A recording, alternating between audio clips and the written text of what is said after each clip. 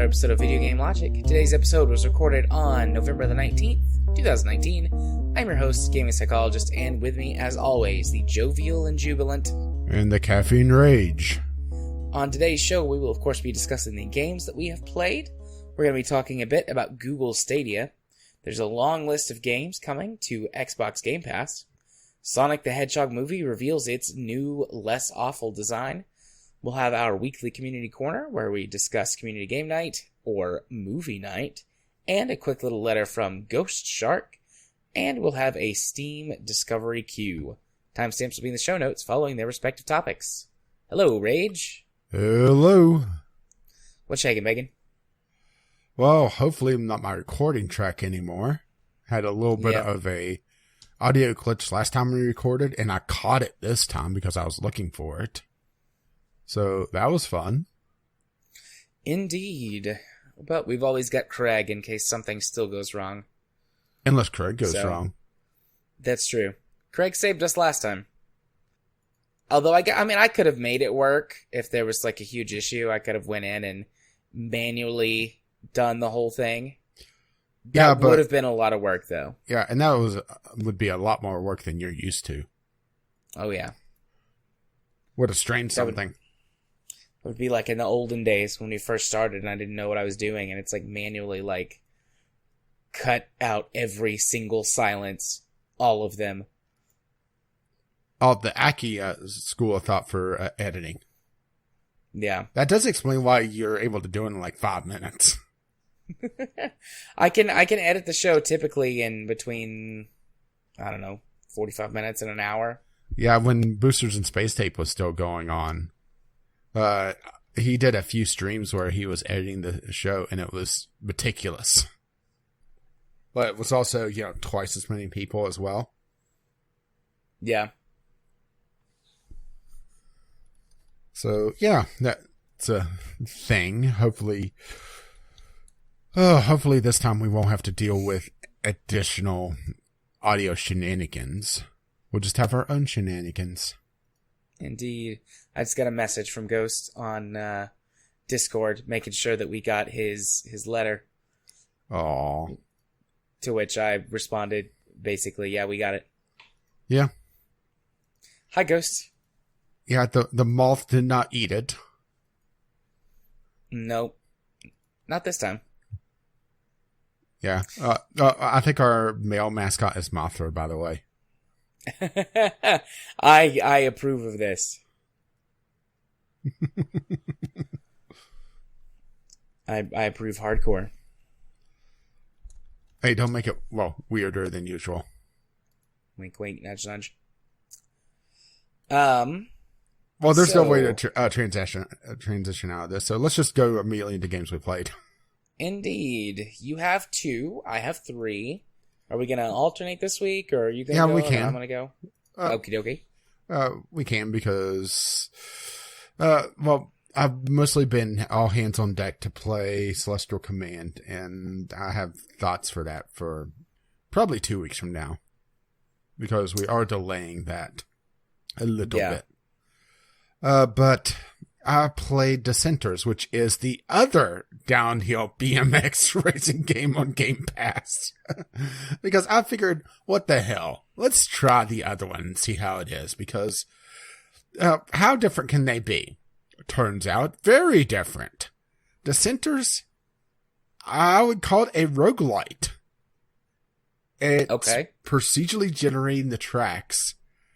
And it has that FTL map thing going on where you're trying to get to an end boss. And I just wasn't good enough to get to it, but it was weird because I was not expecting 1, procedural generation, but 2, roguelite elements going on. So, for those who did not catch it before, I did, it was the other BMX game that I'm blanking on now, but it was essentially you're racing down a mountain. And it's a static mountain, and each trail you progressively unlock. And it requires a lot of memorization, and it's in an isometric camera. This one is in a chase third-person cam. And it's procedurally generated, so there's no memorization. It's just, luck of the draw, and your reflexes, which honestly feels a little less realistic, but it also has a life system in it that kind of caught me off guard. So it allows you to wreck 5 times, but on each track there's a secondary objective. And if you pull that secondary objective off, it adds 1 to your health meter, essentially. So it's a very, very odd thing. Plus the fact that as you progress through the map, you are also unlocking more of your crew, and they essentially are running ahead of you and doing things. Like, one will put more ramps on the track so that you can build up your points to build up more experience. One will influence the map generation so that there's like more hills, or it's flatter, so it allows you to see more of the map. And there's also an equipment system that I didn't get to experience that much because I didn't unlock anything, because it requires beating the boss and I wasn't that good. But there's a lot more here than I was really expecting, which is part of the reason why I really like Game Pass. It allows me to try something that I would normally not drop $25 on, like it is on Steam right now, and experience something a bit different. Overall, though, it's not a bad little game if you like downhill racing, or you want something that's a little bit different. It is a little more heavily focused on tricks and sliding than I really prefer. I'm never really preferred to have the score based racing. So that's just not my thing. But it's not a bad little thing to try out, especially on Game Pass, like I said. It's Lonely Mountain Downhill. It's in the related games. 2 very similar yet very, very different games, huh? Yeah. I like the sound of this one better than the other one.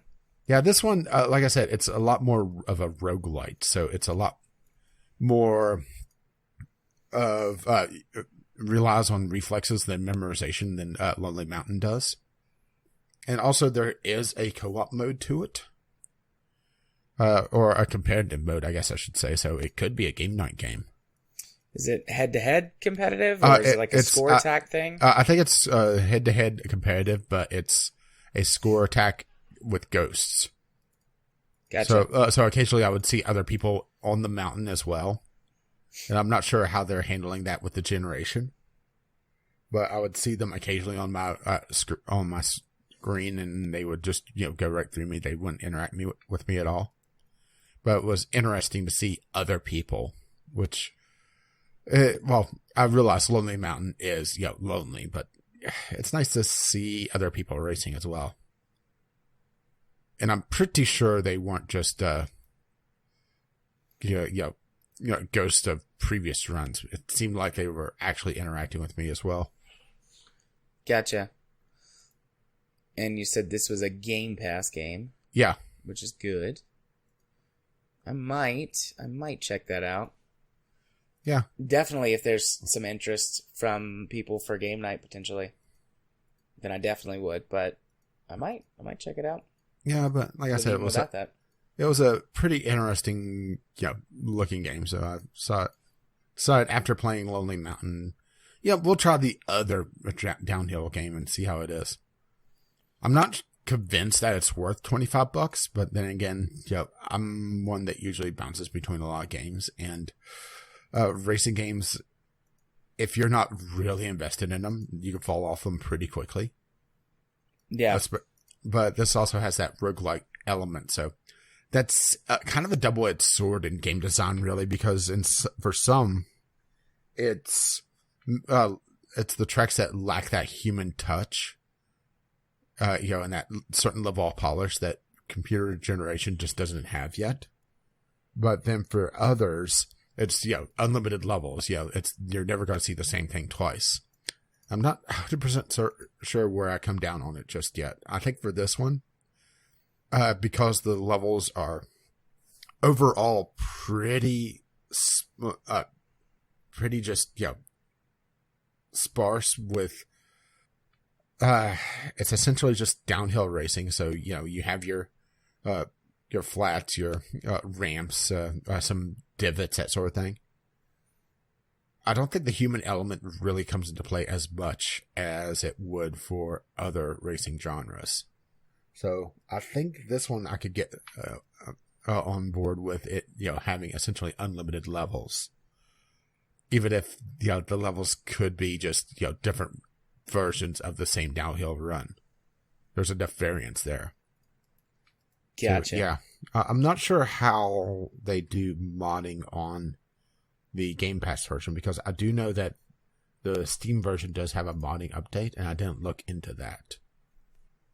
So that is something that may be of added benefit on the Steam version side of things, because I do see a couple of mods here that in their highlights that makes it look like it's the game show Wipeout. Where they're over that lake. Yeah. Wipeout. Yeah, I'm seeing if looks like the mods aren't available on Game Pass. So that is a downside of things, but it is, it's $5. Yeah. So it's worth at least trying out there to see if you like the game overall. So yeah, I would say it's worth at least checking out, especially if you already have Game Pass. Yeah. Okay. Cool. Well, the first game on my list is called Conduct Deluxe with an exclamation point. I got this for like 99 cents or maybe a little less during the last Steam sale. Oh boy. I saw it. It's a train puzzle game, and I was like, my kid. Like, this is a new game to play with my kid. And I've only played it once for like an hour. I mean, it's okay. I'm glad I only paid 99 cents for it. The game's not like broken or terrible, but it's not the type of puzzle game that I like. Because it's, instead of, thinking your way through and coming up with like the right solution, it's like, you have to be really fast. You have to manage the tracks. It's got the simple, like you click the arrow to make the train go one direction on the track or a different one. And then you have to click on the trains themselves to either start or stop them to potentially avoid obstacles like other trains or vehicles, or, keep them from running into each other or something like that. But in other games of this type that I've played previously, you do get to do things like you determine how many trains you're going to run at once, and there's not so much a time limit. It's, if you get things done within a certain time limit, you get like bonuses and stuff. But in this, there is a time limit. And the longest timer I've had for a level has been something like 2 minutes. Well, I mean, there could be longer. I would say that's because of its port. Is it a mobile port? Yep. Makes sense. It was originally Conduct This. I see it on Android. It's free download. I'm not sure how the monetization works. I wondered, I didn't think to look that up, but there are things that would definitely be loot boxes.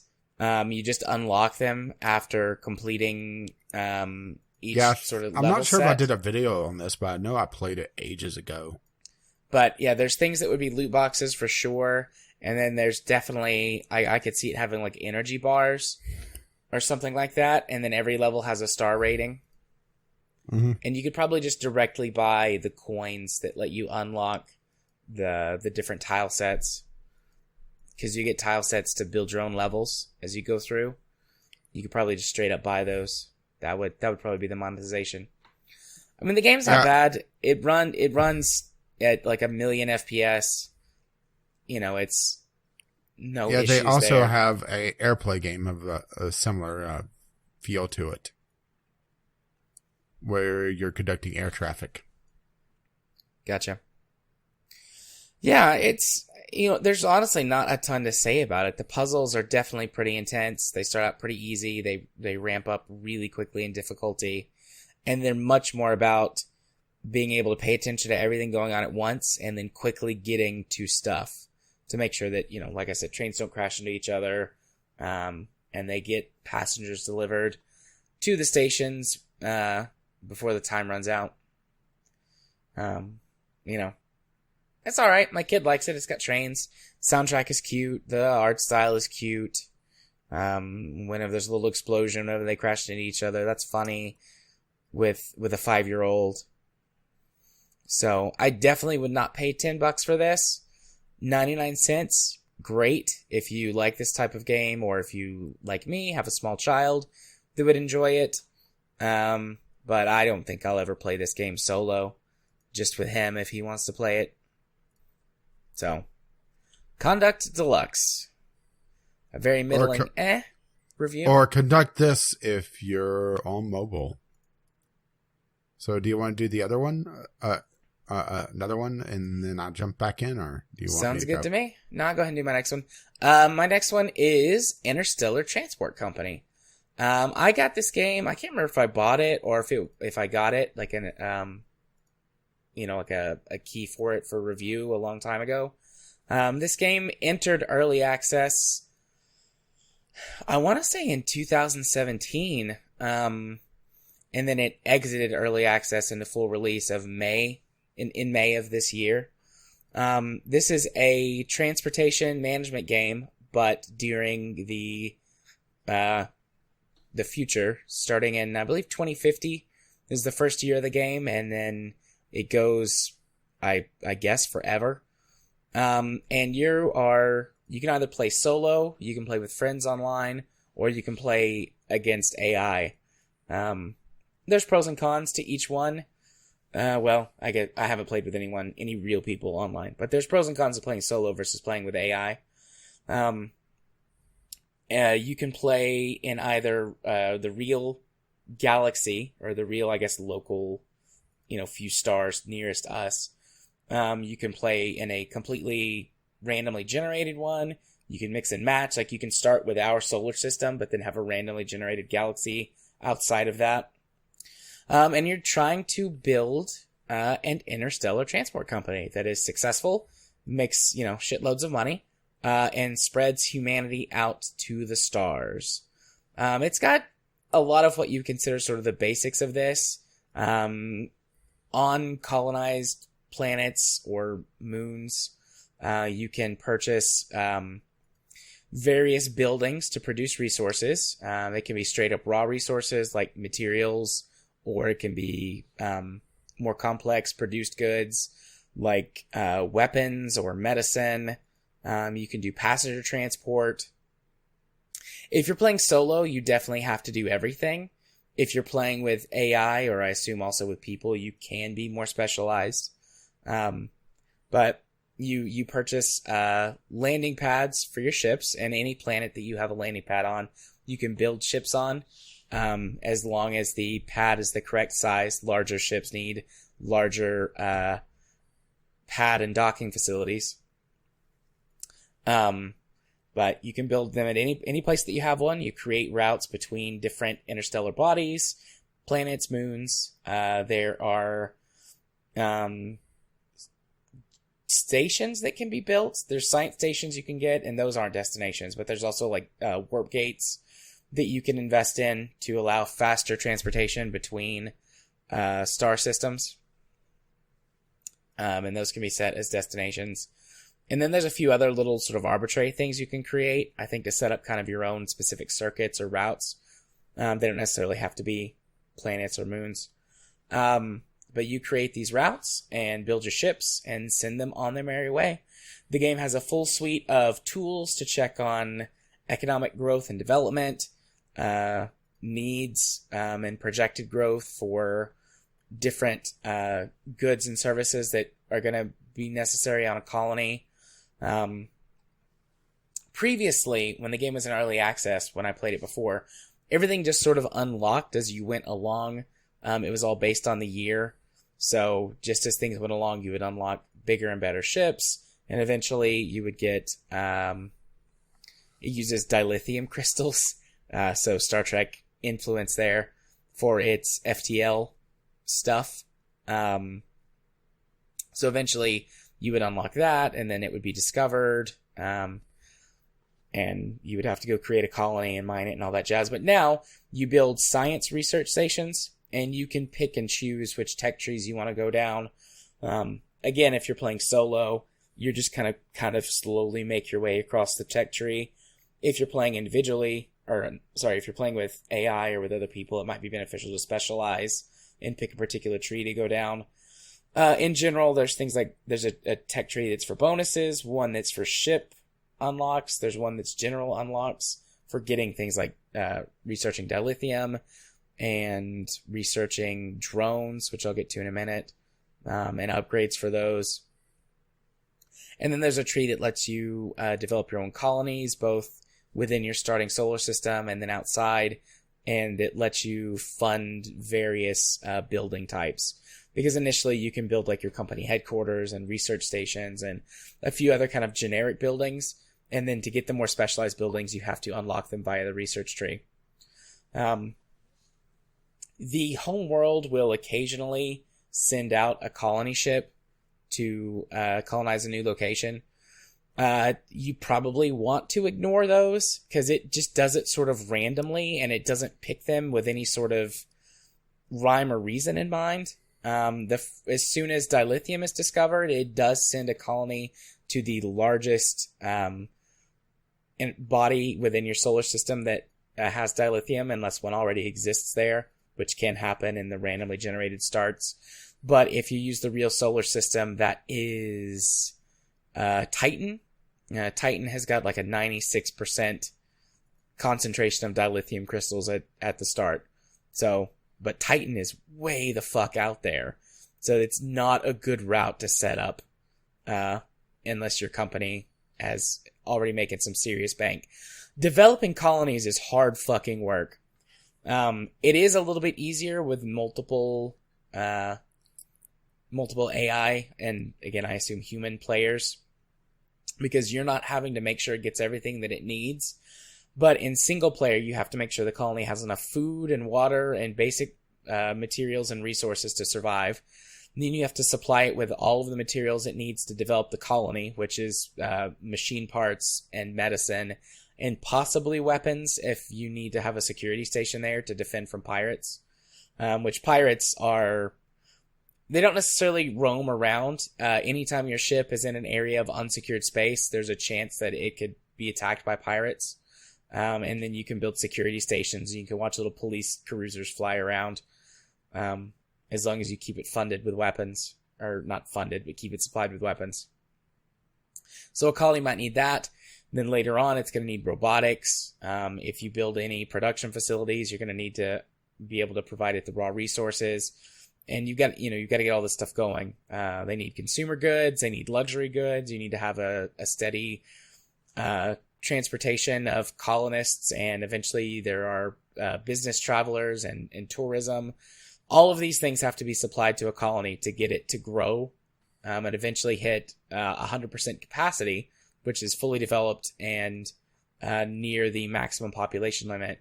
And then you have to keep them basically content in order to receive sort of boosted production and more increased revenue and things like that. All of that is really fucking hard when you're managing everything by yourself. So if you are playing a solo game, be careful not to just chase the colony ships, because it could bankrupt your company trying to set up a route for that. All on your lonesome. Funding your own colonies is a much better thing. It's really expensive, but you can obviously pick colonies that are rich in resources that you need. Or when you first get out of your own solar system, actually find a system that has got a really good foothold planet that's got really high food and water production capabilities.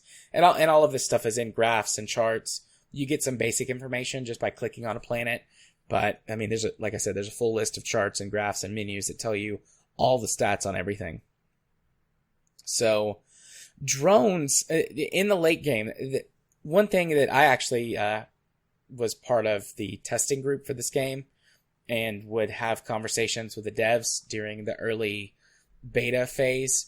Because, I mean, I have played a ton of games like this, in particular on this show, like Train Fever and Transport Fever, but those aren't the only two games of this type that I've played. I've played a lot of it. And something that, and I don't know if it's just the back end for the game, but actually managing all of your routes is a little bit fiddly, and they never could get it worked out. So they added drones to the game. Eventually, you can research drones that will, you just build hubs on the planets that you have a stake in.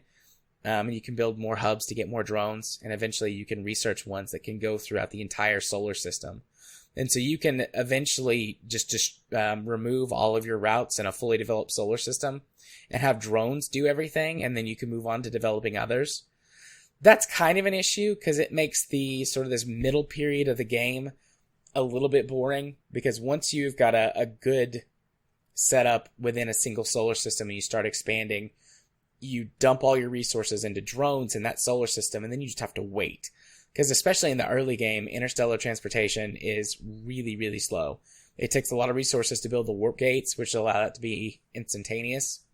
And the initial ships you have that can travel through interstellar space is they're very slow.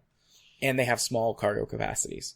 So you kind of hit this weird middle point where it's like, okay, I don't need to manage this anymore. I can swap over to drones and focus on other stuff, and I'm going to wait.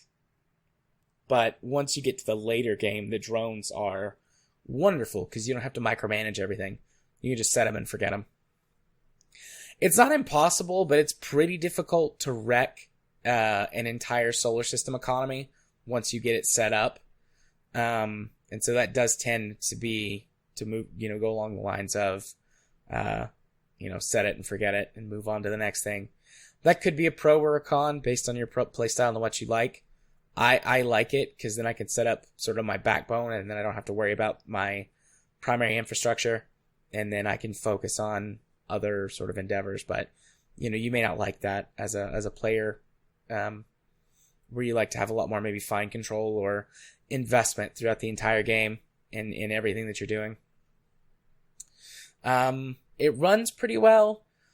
Once there is this part in the middle, where that you've got like 1 million ships. I'm exaggerating a bit, but you could potentially have hundreds before the drones take over, and the game itself grinds to almost a halt as it's trying to deal with all of these ships and all of their trajectories and everything. You can do some things in the options to minimize that, but if you've got 300 or 400 ships in a solar system and you're zoomed in on that solar system, you're gonna have a bad time. Because it was making my computer chug. But outside of that, performance isn't an issue. I haven't had any crashes. I've played the game like 22 hours in the last few weeks, plus time before that, and the game didn't crash on me at all. So if you like this sort of game, there's nothing out there that I know of that's like it. This is the only sci-fi space transportation company game that I'm aware of. And it's pretty solid. It's not perfect. It's got problems. But if you like this sort of thing and you want one that's sci-fi, there's nothing out there like it. And overall, I do think it is a good game. Its price is $25. As far as getting these types of games without it being on a sale or whatever, that's pretty reasonable.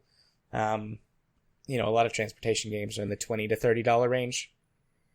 So this is right there where it needs to be for that. It's been on sale for, according to this, $17 at its lowest. So looks like it's never been any lower than that. But I fully believe it's worth the $25.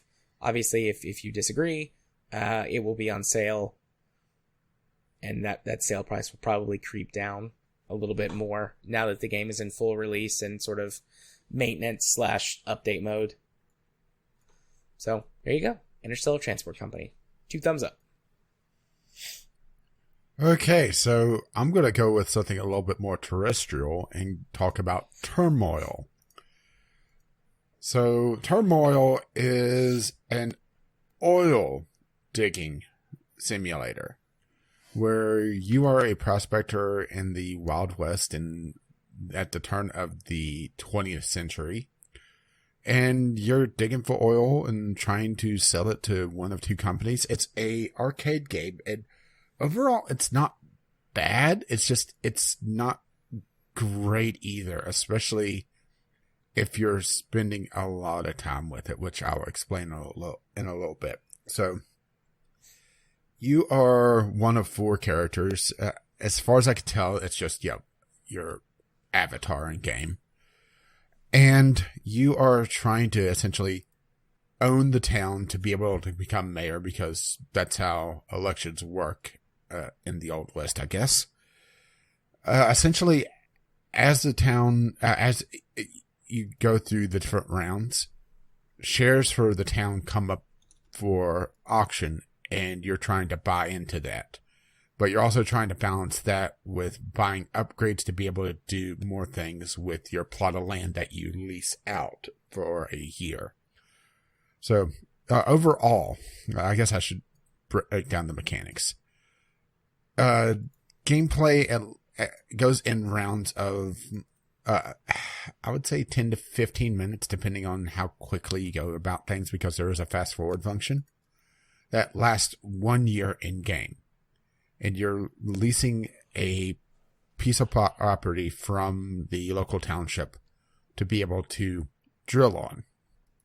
And you hire a prospector or release a mole, which I'll talk about that in a little bit, to essentially, or I should say a diviner, to look for these pockets of oil to drill down into, bring up, and either stockpile while the price is low or sell when the price is high, and make money to be able to upgrade and, like I said, buy shares of the town for the in-game stuff. And that's really the main gameplay loop, actually. And that's why I meant by it's a fun game overall, but it's not for long periods of time, because it gets exceptionally repetitive, because it doesn't introduce a lot of new mechanics very quickly. In order for a new mechanic to unlock, you essentially have to complete an entire section of the map. And that's a good 10 rounds or more, depending on how many people are still active in the mining. Because as you hit the end game, you start buying out your competitors if they don't have a certain amount of stuff, trying to get the majority of the town to be able to take over and essentially push everybody out of town. So, yeah, it feels like it just doesn't put enough mechanics out there at once, and every level essentially plays the same with a level generator hiding under it. This is kind of like the flip side of Dissenters, where it has that level generator and essentially it's unlimited levels, but because you don't have a very engaging gameplay loop, it really suffers because of it. And there are things that you can spend your money on outside of the shares, and that's why you have to kind of balance things. And I should have known something was up whenever the AI was just stockpiling all their money and they wasn't upgrading everything, because you could see what upgrades they have. So I got like the mole, which uncovers various parts of this 2D slice of the map. And as you drill down, or as you release the mole or whatever, it unlocks little triangles and breaks them off to show what's there under the map. And you're looking for the oil pockets. You're trying to either avoid rocks or upgrade your drills to be able to drill through them. And it is rather engaging, but like I said, it just doesn't do a lot else.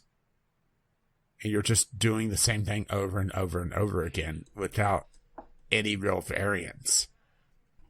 So, yeah, I got this through Twitch Prime. So it was free to me, because for me, Twitch Prime is like an added fun extra, because I have Amazon Prime, so it comes along for the ride. So, yeah, didn't really cost me anything in theory, but it's one of the things that I'm not sure if I would want to buy it, or I could really recommend buying it, unless, it's one of those games that you pick up and play every so often, then put back down. I wonder if it has a mobile version, actually. I don't know. I own Turmoil. I bought it several years ago. Looks like it is in on the new Steam sorting or whatever, 2016. Were we even doing this show in 2016? We started at the end of 2016. Okay, yeah. So that's probably why I've never talked about it. Last I played it, June 6th, 2016. I just picked it pretty much random because I saw it on my Twitch games and thought, looks like it was released on mobile. I'm trying to find which stores it was released on. It's on Android, or at least let's put it this way. I search Android or Turmoil Android, and it comes up with a pirate site to be able to find it before it pops up in the game store. So maybe they shut down the sales, because that's usually not a thing, right? Yeah. Looks like it is on the Apple Game Store, and yeah, that's pretty much the same store or same game. I would say it wouldn't be such a bad mobile game because maybe it's just standards are low, but then again, or I shouldn't say standards are lower, expectations are lower, but also mobile tends to lean more towards the option of pick up and play for a couple minutes and put it back down, which kind of fits with Turmoil because it doesn't offer a lot of new mechanics very quickly. So, you can pick it up, play it for a bit, put it back down, pick it up, play it again, not really have anything different. But yeah, I'm not sure why they don't sell it on Android. But also, Turmoil is a terrible, terrible thing to try to search. Yep, that would be. Yeah, especially these days, right? Yeah. Not to get too political. Wink, wink, nudge, nudge. From what I remember of playing Turmoil, I think the reason I quit it was because there's not really enough variance as it goes on. Once you kind of get it figured out. Yeah, pretty much. It doesn't change all that much. Well, they do slowly start adding new mechanics. And I know that there's at least one more mechanic that they haven't or that I didn't get to. But it does get a little bit different whenever you're able to really start branching out and start using main lines to try to feed a vast network of underground pipes. Mm-hmm. But it just feels like it's one of those ideas that is a neat idea, but was it fleshed out enough? I know there's some DLC for it. Yeah, the Heat is On, which is included on the Twitch version. It's a new town and a new mayor with a new oil-rich map. I didn't actually play this because it suggested playing the main game first. New drilling mechanics powered by a new underground substance, magma. So, yeah, it looks like it's adding a little bit of a twist to things, so maybe that would have been a better one to try, or maybe this is the expansion to try to throw a little bit of a curveball. Yeah, I have it. I don't know. I didn't buy it, so I don't know when or where or how I got it. They might have given it away at some point, but I've never played it. Yeah, I was going to say you own it. I have it on Twitch Prime, including the DLC. Yeah, I'm saying I've got the DLC. It's a nice addition. Yeah, I was saying, it was a nice addition that they added that because, at least for a time, they would have it where you would get the base game but not any of the DLC. But it looks like they have the same base idea of buying essentially stock in the town because, once again, that's how elections work, especially in the United States these days. Indeed. No arguments there. Sigh. Also, it looks like they did introduce some sort of gambling mechanic or gambling minigame. Is it loot boxes? No, it's high-low card. So yeah. Hey, see what I did there? Hey. See what I did there? Yeah. Yeah, see, this was $18.99, so they didn't invent loot box yet. It was the Luke sack. Yeah, and see, if you didn't get that legendary, you were just left holding the bag. Hey-oh. I approve of that. Well... well, do you approve of this other game? I do approve of this other game. State of Decay 2. So this is my Game Pass game for the week, because apparently, I guess we're doing that now. Oh. Well, that's not such a bad thing, is it? No, just on a regular basis. It's like, I played this game on Game Pass.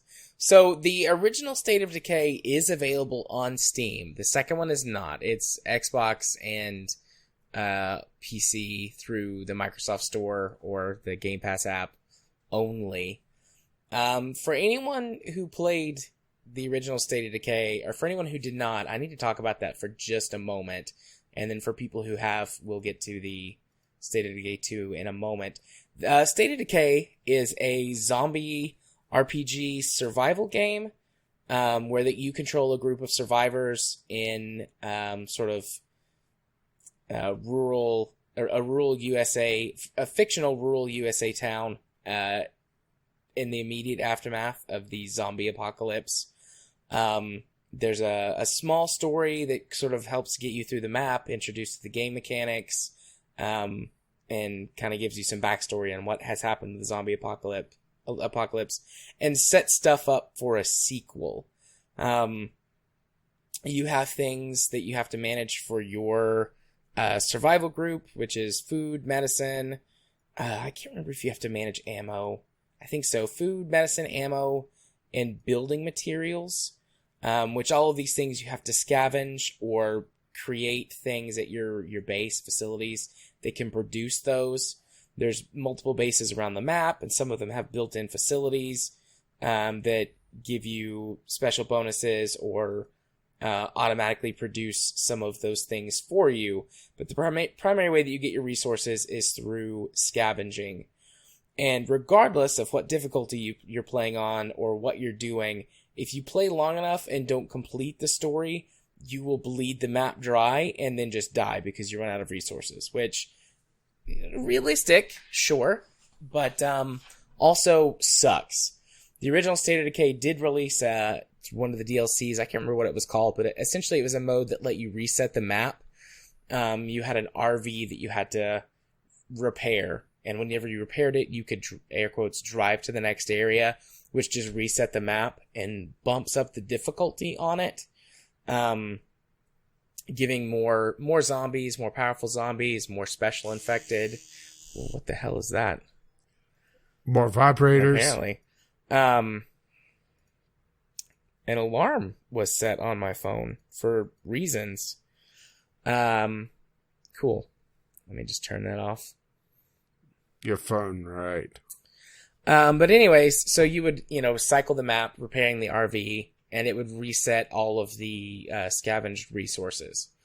Your characters had some basic stats that could improve and that could be specialized. So, for example, you had a melee skill, and whenever you leveled it up to at level 5 or 5 stars or whatever the system was, then you got a choice of 2 specializations, and it was like one of them was to specialize in bludgeoning weapons, and the other would be bladed weapons. And certain characters had different options, but there was generally a pretty small fixed pool of things to upgrade to. And that was about it. It was a tiny indie game at the time that was forced to follow a lot of restrictions that Xbox Live Arcade titles had at the time. And I loved the game. I played it both on Xbox, and then later I got it on PC. And I always felt that it was lacking, because it had been restricted to the initial Xbox Live Arcade size limit of, I think, 2 gigabytes or something like that. It was kind of, they had done what they could with what they had. The game was really buggy, had a lot of issues with crashing and weird physics stuff. But still, it at the time, it was unique. We've since seen a lot more survival games and games similar to this. But I always hoped that there would be a sequel that would expand on a lot of the stuff and fix some of the major issues with the game, which leads us to State of Decay 2. State of Decay 2 is basically State of Decay 1, but better, with many issues fixed, both from a bug perspective. It still has bugs, to be sure, but there are a lot fewer bugs. They have a way to deal with bugs, like you have an ability that you can use an unlimited amount of times that kind of resets your position in case you get stuck inside of something or something like that. But anyways, there's a lot fewer bugs. They provided ways for you to deal with the limited resources. They gave a lot more weapons, a lot more abilities, did a lot more to improve the sort of RPG-esque mechanics of the game. They fleshed out a lot of the story components. It doesn't have the same type of sort of driven storyline. It's a lot more of, as you engage in the world, you find things that increase, or not that increase, but that send you on story missions and give you more information about the zombie apocalypse. It doesn't quite have the same end goal. There's sort of one big goal you're trying to reach, to, I guess, quote, beat the game, but it's not quite, that story itself is not as linear as it was in the first game. And then they just added a lot of quality of life features and a lot of additions to the game. So the biggest problem that I had with the first game was once you ran out of resources, you were just fucked. And I didn't like having to constantly increase the difficulty of the game to continue playing and reset my map every time. In State of Decay 2, there's multiple ways to generate consistent resources that you need. So you still use food and medicine, bullets, building materials, and fuel for your base and your vehicles and crafting and things like that. But now, scavenging is probably the fastest way to get the resources that you need. But this is set a couple years in the future of the world. So the initial apocalypse is over, and civilization is starting to put itself back together. So there are other bands of survivors and traders and things that you can go to. So right off the bat, you can go get any resources that you need by trading stuff. The in-game currency is called influence.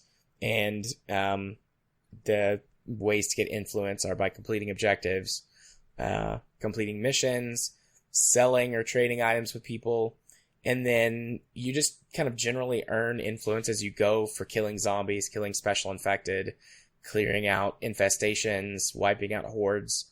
All the... You get stuff for doing what you're supposed to in the game. Imagine that.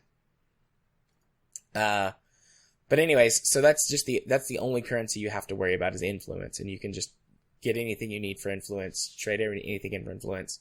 So traders is one of the, outside of scavenging, once you've cleared a big chunk of the map, traders are the next fastest way.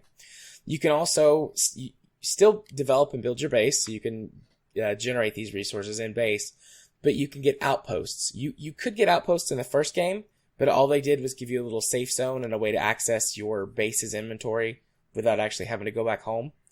Outposts now can generate resources for you. And there's sort of a generic, for example, if you create an outpost at a pharmacy, then you'll get medicine every day as a resource that's generated. Or if you create an outpost at a construction site, get building materials. And so on and so forth for the other major resources. Then there's special things that you can create outposts on the map. So on the map that I'm on, there's 3 different maps that you can play on. And once you get far enough, you can unlock free travel between the different maps. So even there, greater expansion for building communities and getting resources. But anyways, on the map that I'm on, there's a big a big wind farm. So you can create an outpost at the wind farm, and then you get power for your base without having to get it from anywhere else. So you can generate power, for example, using generators. You can build solar panels, that sort of thing. But if you have this outpost, then your entire base gets constant passive power. And then you don't have to spend any of your resources back home. You can use that building slot for something else, or not have to worry about running a generator, which generates noise, which attracts zombies. It's, the whole deal. So there's quite a few special outposts that you can build across the maps, but that's the first one that I have found and I'm using. And then I'm not 100% sure. I haven't played enough and cleared out enough of the map to know for sure that this is happening. But I think that every so often you'll lose well, this does happen. Every so often you lose the scouting data that you have on an area, like if you don't go there for a while. But then if you go back there, I have found resources in buildings that I am almost positive I've completely cleared. So I think there's some small amount of resource regeneration, things like trade and crafting materials and weapons, and other consumable items. I haven't seen any of the major resources respawn yet, so, food, fuel, etc. But I think that it is regenerating, re-rolling, whatever, some kind of loot table for you to be able to go and scavenge an area again. So those things make it much more bearable to play long term, because even when you clear out huge chunks of the map, it's not like you just run out of resources and are fucked. The improvements, they've done a lot of improvements for the character progression and development. You can do some small things like customize like their clothing and styles and things like that. And then you develop based on a combination of your character's inherent traits, which you can see, and then the actions that you do.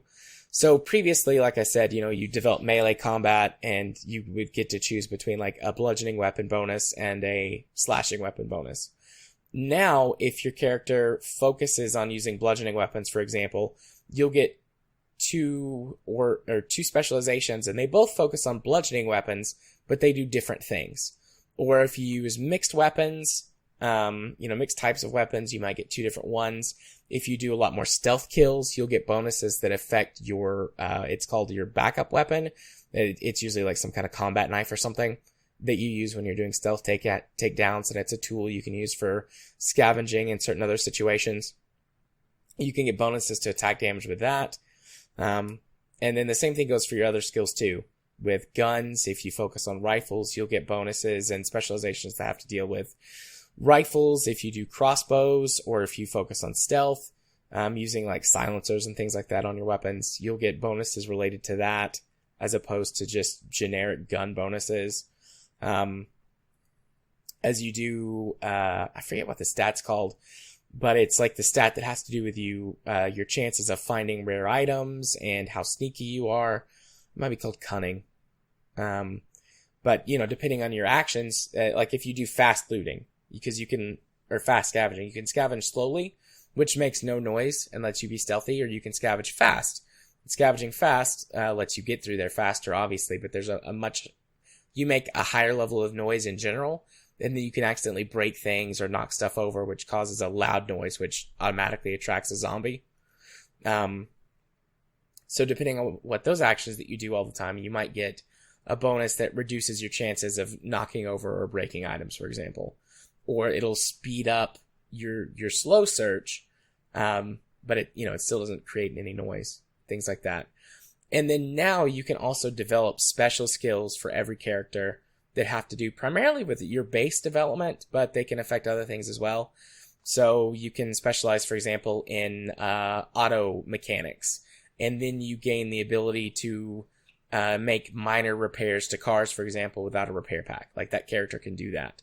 Or you get bonuses when using certain repair packs, or you can craft vehicle-related mods, which you can, go crazy like Mad Max style on your cars.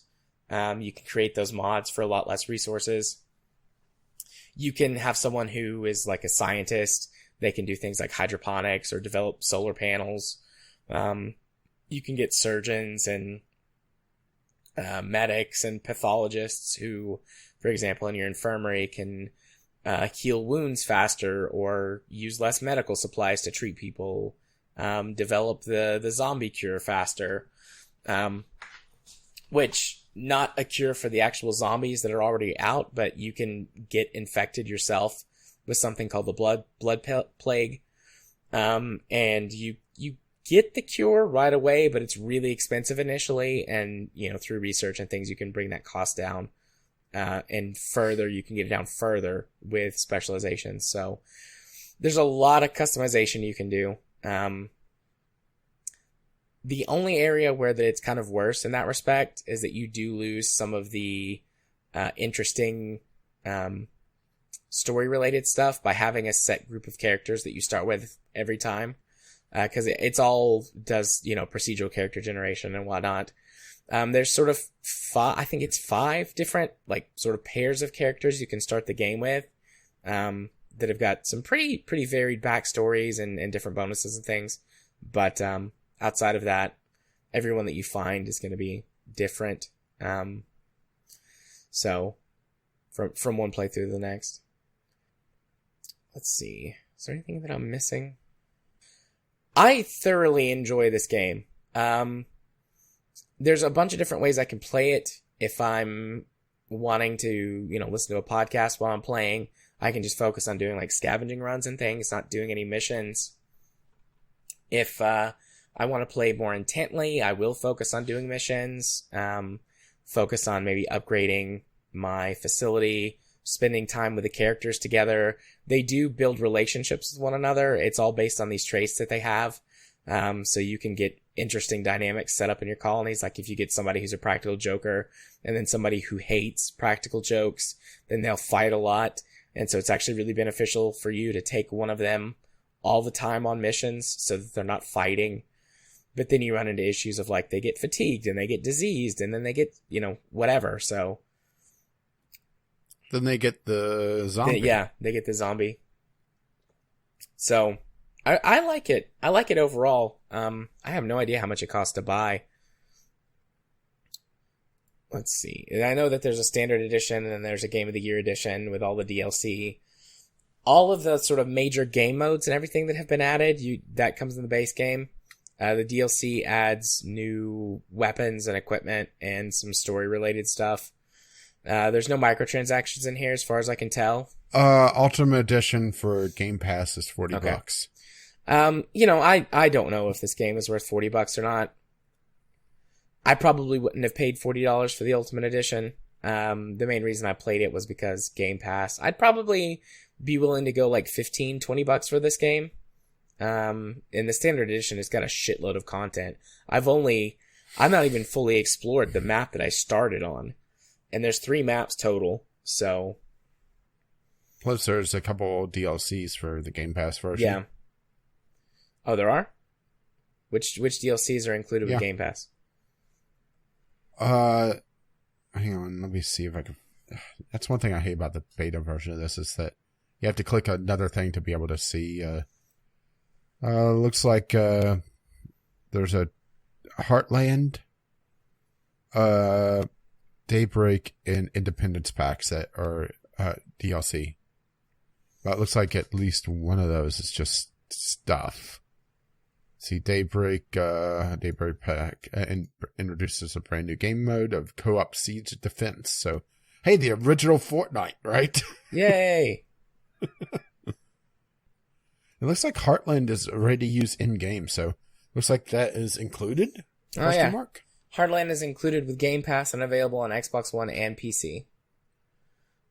So Heartland lets you return back to the location of the first game. And then get bored because you ran out the map, and then you start building the RV, and... Oh, no. We're doing it again. We're caught in a time loop. I don't know if this is... It would have been really funny if you started doing the show intro right there, but too late. Yeah. I don't know if it's a separate thing you have to launch, or if you can actually get there from your main story. I'll have to check that out. I don't know. But yeah, that is State of Decay 2. I thoroughly enjoy it. It does have multiplayer, which I have not tried. Fuck playing with random people. There's supposed to be a bunch of things in place that keep you from griefing other people or being griefed. But that doesn't work out. But yeah, no, fuck that. I mean, if you or anyone else in our community who has Game Pass wants to try this, either for game night or just to like give it a shot, I'd more than be happy to play with with you guys. But fuck playing with random strangers in a game like this.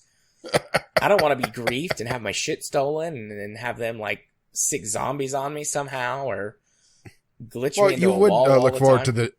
You would look forward to the teabagging though. Let's be honest. Yeah, that's true. You're right. Teabagging is great. So, and they added crossbows in the second one. Crossbows are legit. The crossbows are, unless you're just being swarmed, crossbow's the best weapon in the fucking game. Instant headshot kill on all zombies except for the juggernauts. You can recover your ammunition, and it's completely silent. But they do take a long time to reload. Even like the repeating crossbow, I'm not sure if that's exactly what it's called, but there's one that can fire 5 bolts before you have to reload it. Even that one is slow. So if you get swarmed, melee or you run are away, fucked. Yeah, you're fucked. But crossbow all the way. And a crossbow, so manual weapons, so like a revolver or a bolt action rifle, they can't break. They can degrade and become weaker, but they can't actually break. And a crossbow fits into that, so your crossbow can't actually break, and it still is one hit headshot kills. So crossbow, thumbs up. But yeah, that's the games I played. The games, indeed. So, moving on to our first news topic of the night, we're going to be discussing Google Stadia a bit. There's been a lot of headlines generated about this. Well, it's Google. I shouldn't say entering the gaming space, but entering as a major player instead of just mobile bullshit. And now it's online bullshit. And there's been some mixed reviews. There's been some saying that it's really good. Others are saying it's really bad. And then there's the ones that's kind of in between. And I really, really think it just depends on location for a lot of these reviews. I would love to see a plot of the office to Google data center in miles based on how it does have a trend on their review score. Because for those who don't know, Stadia is Google's cloud gaming service. And as a cloud gaming service, it is essentially a client, or you're getting essentially a dumb terminal for game input and video, and everything else is done server side. And they are really pushing the action games for this, aren't they? They are indeed. Let's see, which one of these is the titles? Here we go.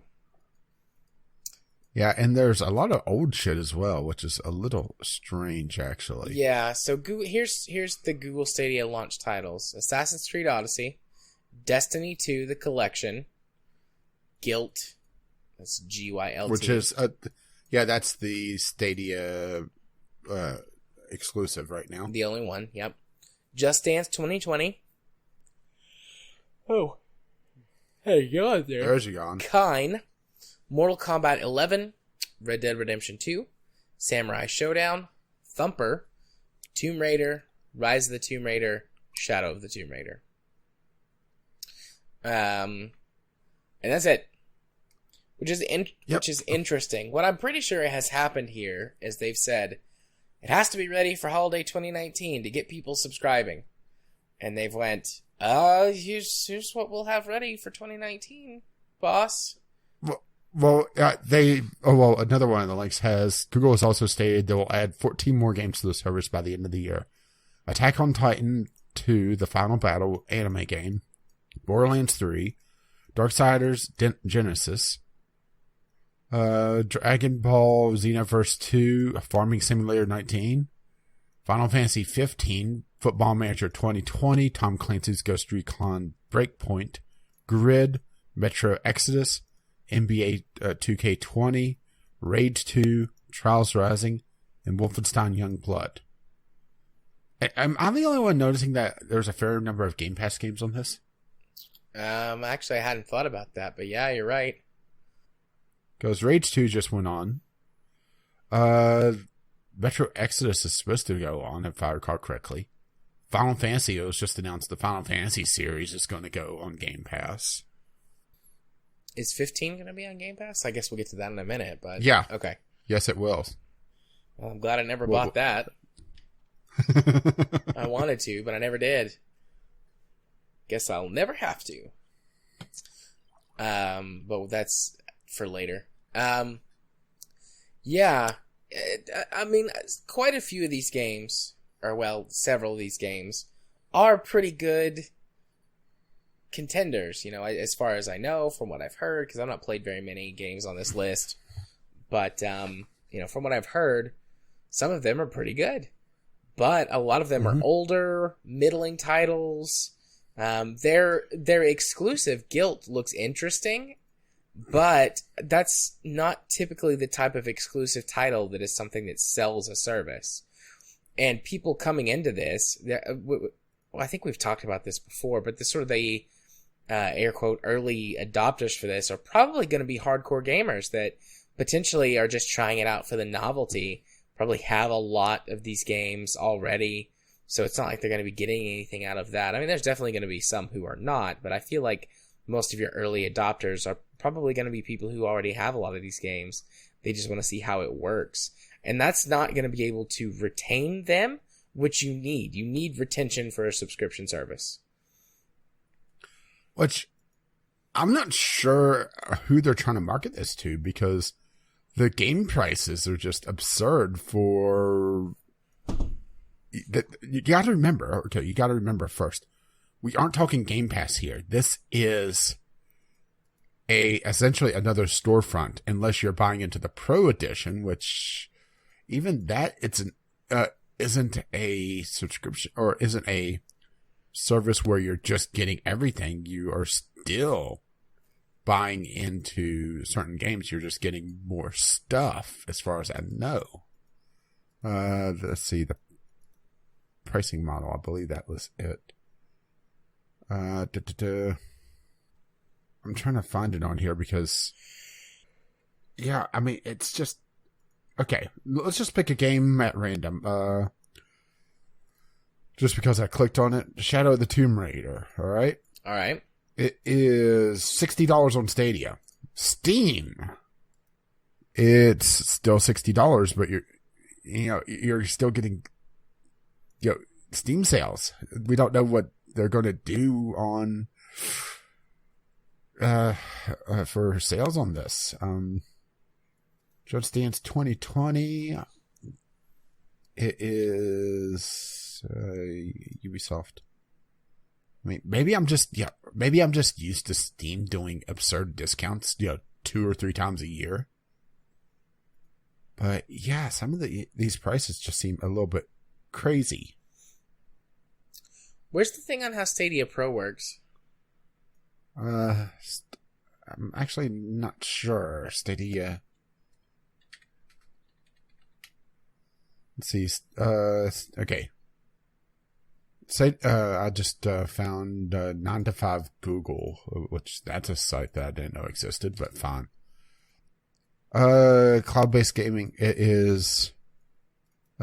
Google Stadia actually doesn't call Stadia thing. It is a storefront. Right, but the Stadia... The Pro delivers benefits and free games. Google's main selling point for Stadia Pro, the $10 a month subscription tier of Stadia, are its benefits. The core benefit is that Stadia Pro subscribers get access to free games on a regular basis, so a subscription of some sort, even though there hasn't been any talk about what you're getting because that's not actually active yet from everything I've heard. Oh, sorry, you get Destiny 2, the collection. which includes the core game and all of its available expansions. Question. Isn't that a free-to-play game plus one expansion? I don't know. I mean, Destiny 2 is a free-to-play game. I don't know if the expansions are included with that. All the year one expansions are included in Destiny 2 now when it went free-to-play. Only the newest one, or newest two, are paid. Let's see. Stadia Pro, you get up to 4K resolution, where there's some people claiming that it's just upscaled 1080p footage. You get 60 FPS frame rate, which is exactly the same as free. You get 5.1 stereo surround instead of surround sound instead of stereo sound. And that's about it. It's basically a resolution bump, and you get two free games, with potential of getting more later on, depending on how Google goes. I'm failing to see the benefit here for getting the Pro version, unless you have a 4K TV, and then you're going to need one hell of a pipe to be able to download it. And that's, of course, assuming you happen to be like in the next room from the data center, so the latency isn't crazy. Yeah. Because we are beating around the bush on the main thing here. All right. Cloud gaming in of itself isn't such a bad concept, but the infrastructure is just not there for it. Because the games that they're pushing, where's the list that has all the ones that are upcoming? It's not that one, it's the other one. All the games except for one or two are heavy on action focus. Yeah, Guilt is a survival horror game. It's a horror game. I mean, I would say that you don't need the greatest of reaction time for Farming Simulator. Probably not. I mean, I'm sure Jim would chime in and say if you need reaction times that of a Kung Fu master or something. But I think that one's fair to say that you probably don't need the biggest of reaction times, so you can probably get away with a little bit of lag. But there's been some videos showing multi-second delays on jumping while playing Destiny. I mean, that's just right. Yeah. Which that was one of our biggest fears, or biggest worries about this from the beginning. Latency issues. Even if you lived in a place with good internet, good reliable internet, which, hello Europeans, or Asians, there still would be the potential for massive latency, making a lot of these games, particularly action-focused games, unplayable. And that's most of the games, as you have pointed out. Yeah. I mean, can you imagine Mortal Kombat 11 with 200 latency on top of whatever latency is introduced by the multiplayer? Yeah. No, I would not want to do that. Or trying to compete with Just Dance, because one thing that Google was talking about was their negative latency bullshit, which was essentially, from the stuff I've read, essentially boosting up the frame rate to try to hide lag. And lag doesn't work like that. No, that's not how that works. It might be more... Would it be more noticeable or less noticeable if there's more frames coming out? Because it would be... It depends on how fluid the action is to begin with. And also just, once again, it all comes down to just the tech that's involved. Because, this isn't just a video. This is the processing involved. This is the latency between button press, the action going out, getting processed, coming back. But also... people are so focused on the bandwidth requirements that they're not thinking of that ping, or even the jitter. Because if you have even the fastest of connections, but you don't have a stable connection, oh god, this is going to be horrible to play on. Yeah. Now, I don't want to poo-poo this idea completely, but I'm just thinking, in the US, we're too spread out, not counting around, certain population centers. I could see a cloud gaming service working in New York, working in Washington, working in Seattle, working in San Francisco, those nice dense population centers, and working in Chicago. But when we're talking you and me, living out in the middle of bumfuck nowhere, nope. Right. I don't see it because, let's see, speed test. And let's change the server because that's the fun thing. People always say, "Oh, I got 2 latency." Well, you're pinging a server that's just across the road. Let's go Ohio. I think there's a data center in Ohio somewhere for Google. And let's see, this is, I just want to double check to see where this is exactly. This is right in the dead center right in like the tri-state area. So this is still just over the state line. And I'm showing a ping of, wait for it. Come on, connect. And this, a ping of 41. So, yeah, that's not terrible, but the thing is that's not even close to where I'm pretty sure that data center is. Yeah. I agree with you. I don't want to completely poo-poo this idea.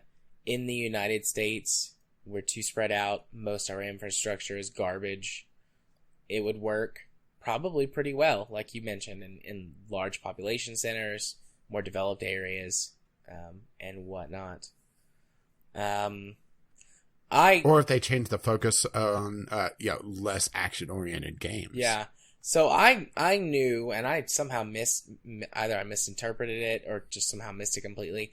I thought that you bought games a la carte unless you got their pro subscription, and then you could play the games, but you just get a couple of free games. You just get a couple. Right.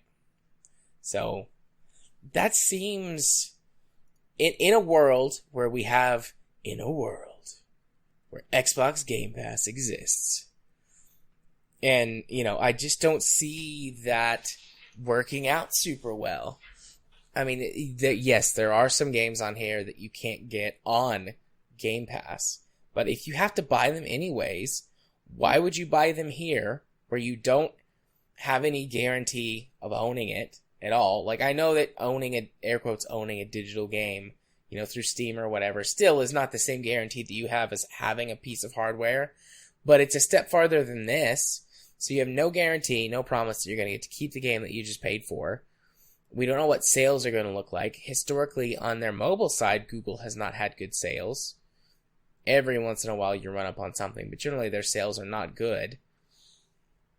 So if you're going to have to buy the game anyways, buy it on a more tried and true, tested platform.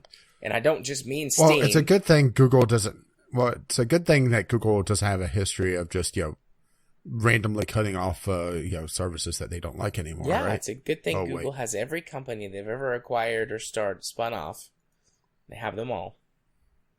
And it's also a good thing that they launched Stadia with exactly all the features that they said they would. Oh, wait. Stadia is fucking bare bones right now.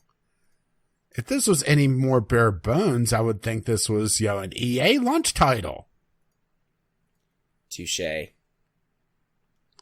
So, let's see. Where was that link? Because, we have a bunch of links on this one. So many links, right? So many links. Right. It's technical, conceptual nightmare from Forbes. They don't have the game states. They don't have the sharing. They don't have achievements. Hey, look at it this way. Epic no longer has the only bare bones storefront now. Right. And also, there's at least one developer voicing concerns that it's just they're going to close it down. What? Okay, I think here it is. More missing features. Okay, so no family sharing at launch. Yep. That's a big one that people have been going on about. Family sharing, achievements, and more. So aside from the aforementioned missing features, which is the family sharing concept, where you buy a game once and share it across multiple accounts within a family within the gaming service. It's great for families on a budget, but hey, it won't be one of Stadia's features at launch. Family Link, however, will be arriving so parents can control their kids' gaming experience. When it comes to using your phone with Google Stadia, you won't need it all the time. However, you will need to make use of your phone or the initial setup and buying games. So yeah, that's a thing, right? Yeah. I mean, it's just this deal gets worse all the time, right? Yeah, The Pro schedule hasn't been announced yet, and there won't be any Stadia Connect before launch either, which is trying to find what exactly all these features are, because I gotta admit, I kind of didn't really follow Stadia all that much. Yeah, neither did I mean, mostly because of all the worries or the fears or whatever I had about it. It just kind of stayed under my radar, despite Google being... Plus, I remember OnLive being a thing. Yeah. I mean, for the way that things are from a internet perspective, I think Game Pass is the best one of these that exists by far. Oh, are we leading up to a segue? Why not? That wasn't what I was going for, but we can totally segue. Not only do they provide a huge library of games for a low monthly price, currently at $5. When does it go up to 10? Is it the start of the year? It's when they leave beta, whatever that is. But the thing is that where Stadia really shines is for people that don't have a gaming machine. But honestly, I'm not seeing the overlap here of people that don't have at least a gaming capable computer of running some games. Because I realize, my computer is old, but it's still able to run a fair chunk of titles to at least a decent enough degree that I can play. Right. So where's the overlap here of people that want a game but don't want to buy a system? Trust Google enough to not shut this down. Want to most likely buy things at full price or close to it, yet still has a big enough internet connection and is close enough to the data centers to make this worthwhile. I really foresee a lot of just dead accounts with one or two games on it. They tried the service and just found it, not worth their time. College students. That was what I thought True. of whenever you said that. But the overlap, but that's also assuming colleges don't block this, because that would be eating up a lot of bandwidth. That's true, it would. And I've never been to a college that had good internet. I mean, it's mostly because they have to share it with hundreds or thousands of people all the time, but and also have stable internet, because that's the thing. Once you start interacting jitter, which we've been throwing out a fair bit of technical terms, lag is essentially the Marco Polo effect. Your computer yells Marco, the server yells Polo, and the lag is the time between getting Polo back. All right. Yeah. And that could be increased by distance, but also the number of hops. There's never a direct connection between you and anything that's not on your local network. And every time something has to hand off something else, it introduces at least a minuscule amount of lag to a great deal, depending on just how overloaded that particular hopping section is, or that particular hop, that server, that switch, whatever it is. Jitter is how stable things are. So if you have an absolute perfect connection, it's always exactly this fast to this place. That's a jitter of 0. Any change in that number that you generate on lag, or on your ping, I should say, that's your jitter. So if it varies by 1 millisecond, that's a jitter of 1. If it varies by 10, that's a jitter of 10. For web browsing, for even just calls like we're doing right now to record the podcast. A little bit of jitter, not that big a deal. But when you start introducing more and more jitter, you start having problems with data streams. And guess what's a big data stream? Gaming and particularly video gaming.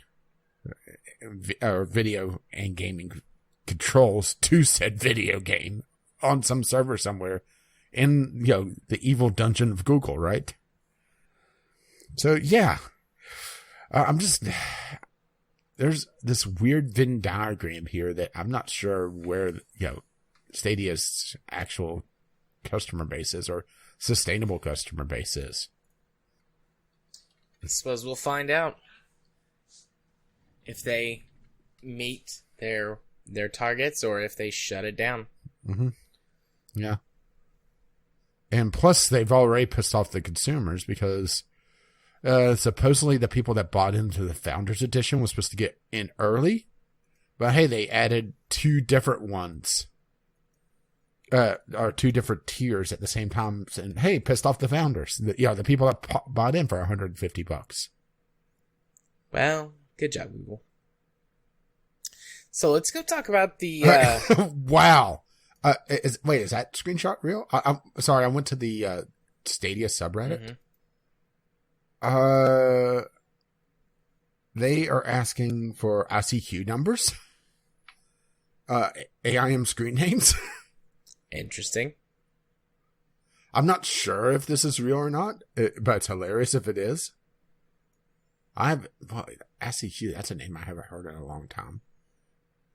Is there any other links here that we failed to mention? I don't think so. I think we covered pretty much everything. I think we did. All right. Let's go talk about the better subscription service.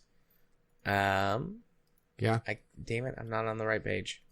Or on the right tab. Yeah, so at the Xbox Game Conference this past week, they highlighted what's coming to the Xbox Game Pass, particularly console and PC.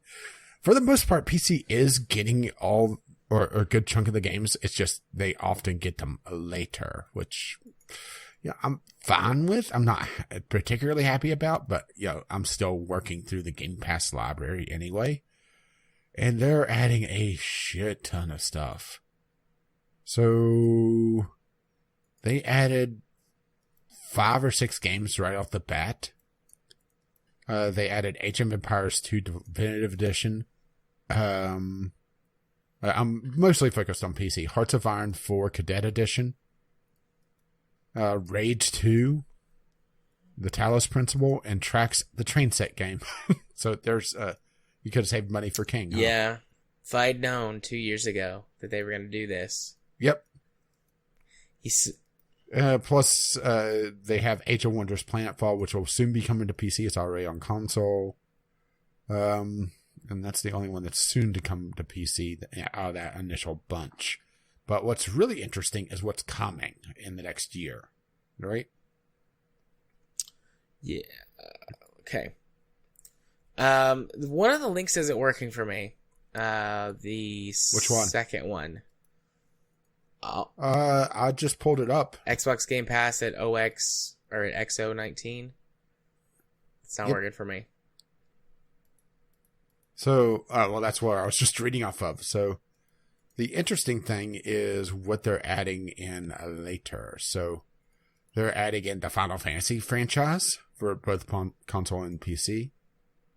That's, let's see, 5, 6, 7, 8 remastered, 9, 10, 10, 2, 12, 13, 13, 2, Lightning Returns, Final Fantasy 13, and Final Fantasy 15.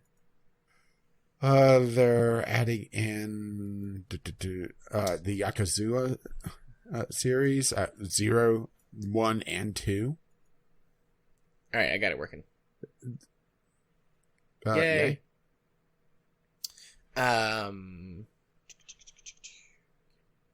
Tekken 7. They're adding more fighting games. Streets of Rage 4. Boy, that brings back some Pandemic, memories. that's fun. Pandemic's already is it? on. You have to focus on what's PC versus console here, because some of the stuff that's on console is already on okay. PC. Yeah, I literally just downloaded Pandemic like a few hours ago. Wow. The Witcher 3, The Wild Hunt's coming to console only so far. There is people thinking that that's going to come to PC as well. Life is Strange 2, episodes 4 and 5 coming to console, which is weird, but it may already be partly on there already. Absolutely. So there's actually some really good stuff on there. Yeah, there's a lot of interesting, good-looking games coming, which makes me excited. I mean, I do... Darksiders 3. I do like Forza, obviously, but once I branched out from that and started playing more games on Game Pass... Yeah, I've pretty much fizzled out on Forza now. I mean, there's only so much room you could do, right? But, I mean, they've just got so many titles on here. So many good titles. And it's... That's not even counting what they already have. Yeah. I mean... Over 100 games already. And it's a good way to deal with some of the exclusive stuff, because these are... I guess it just wasn't written into part of the contract or whatever that they signed. And so because it's on Xbox, they can throw it up on PC. Yeah, and they're also bringing in more first-party stuff. Bleeding Edge, Grounded, Microsoft Flight Simulator, which got Jim really excited. Minecraft Dungeons, that roguelite Minecraft thing that looked interesting. Ori and the Will of the Wisps, which is an interesting one. Tell Me Why, which is actually, I was talking to Anita about this earlier. I didn't realize this was coming to Game Pass, or I didn't realize what it was. This is from Don't Nod, Life is Strange developers. And this is about a pair of identical twins, one of which is transgender, and going into their memories and very, Don't Nod style storytelling. That's interesting. So, and it's going to, and they're saying that it's one of the first, major studios that's done a transgender character. Which, I gotta admit, I can't think of one. But that's a major studio. Neither can I. And Wasteland 3 is also coming. So, yeah. I didn't realize some of these were coming on here. But, yeah, there's a lot of good stuff on here. And, yeah, I mean, we basically been praising this from the beginning because, okay, the client isn't exactly the greatest at times. There's been times that we've been fighting it, but overall, it's been pretty damn solid. It's like a solid, like, B+, A- right there. Mm-hmm. Yeah, and considering for the holidays, they're adding to Game Pass for PC Darksiders 3, the Red Strings Club, which was a Twitch game, like a year ago. The Halos. Halo Reach. Halo Reach. Escapist 2, Vambrace the Cold Soul, which I don't know. My Friend Pedro. I mean, damn, right? It'll be interesting to see if we get The Witcher eventually. But even if we don't, the Yakuza series is, well worth a look. Yeah, I'm most looking forward to, I think, the new Flight Simulator, Halo, and some of the Final Fantasy stuff. But I mean, there's quite a few things on this list. If you went down it and were like, "Hey, and does this look neat?" I'd more often that would be like, "Yeah, that looks pretty cool. I'll check that out at some point." Well, I think the big thing is just how varied it is. Because yes, it is heavy on JRPG because of trains. We're gonna suplex a train. Well, we did have Tracks the Train game, so just give it a moment. And I'll restart the sentence. You may fire when ready. So yes, while Game Pass is pretty heavy on its JRPGs coming up because of the Final Fantasy series and Yakuza series, there's still a very good variance of stuff on here.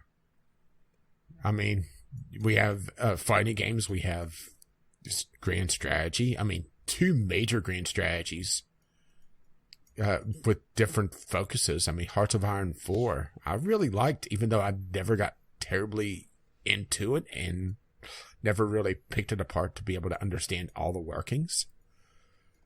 But this would be a great way to try it out. And Age of Wonders Planetfall is actually supposed to be a pretty competent 4X like Civ like game. That sounds interesting. I mean, I'm actually pretty impressed with the overall variety of things. I hope Strange Brigade comes to PC and not just stays on console. Strange Brigade has been an interesting looking game since I first saw it. I don't know that one offhand. What's that one? Strange Brigade is a third-person action puzzle game, where you're dealing with zombies and things like that, solving puzzles, getting treasure. It's got a good, cute art style. I've played it a little bit. It's fun. Well, it looks like it's leaving Game Pass on console, so that may not be great news for it. Sad day. Yeah, I mean, they are starting to pull some of the games off, but it's not very many. On PC, we're losing Abzu, or have lost Abzu. We lost, I'm blanking on the, essentially Dark Souls Sci-Fi. Oh, the Surge? The Surge, yeah, the Surge is gone. They're pulling Football Manager 2019, but it looks like they're going to be doing Football Manager 2020. Or eventually do 2020, I should say. So, yeah, I mean, they are exchanging things, but it also is, adding some new life, and they're adding a hell of a lot more than they're removing. Yeah. I am very excited to have Game Pass. Looking forward to continuing to support Game Pass. Much better than Google Stadia's idea. Yeah, I would say it's well worth the money so far. Indeed. So, on to our final... So, go ahead. Talking about big investments. On to our final news topic of the night. Sonic the Hedgehog movie reveals a new, less awful design. Sonic doesn't have weird, creepy human teeth anymore. He looks much closer to his video game representation. I would say his entire face is redesigned because, okay, they didn't go for the full-on, uni-eye that Sonic has for some reason, but he looks more like Sonic, and they didn't give him this weird human-esque face. Yeah. But also his overall proportions are a lot more like Sonic instead of this, or I should say, the classic Sonic and not the modern Sonic where they stretched him out for some strange reason. Yeah. I saw I think it was on Reddit on our best of, where somebody was breaking down or challenging the idea that this was all a stunt and that they had the Sonic ready to go and just released him. Like, anything is possible, but he was, pointing out all of the ways that animation would work and things that you'd have to change. You couldn't just do essentially like a palette swap. It was interesting. If I can find it, I'll... I would say it's definitely not outside of the realm of possibility. But we are also looking at, it's been nearly a year since that initial trailer came out, and they delayed it a fair amount of time. So there is a possibility that they reshot some things, or they had multiple takes that they could use. Yeah. So I'm not wrapping myself in tinfoil just yet. But at the same time, I do think that there may be a possibility of that, and if that was a thing, it would come out eventually. Yeah. But they also felt like maybe it's just the first trailer was so focused on Sonic that they didn't show how the movie was actually going to play out.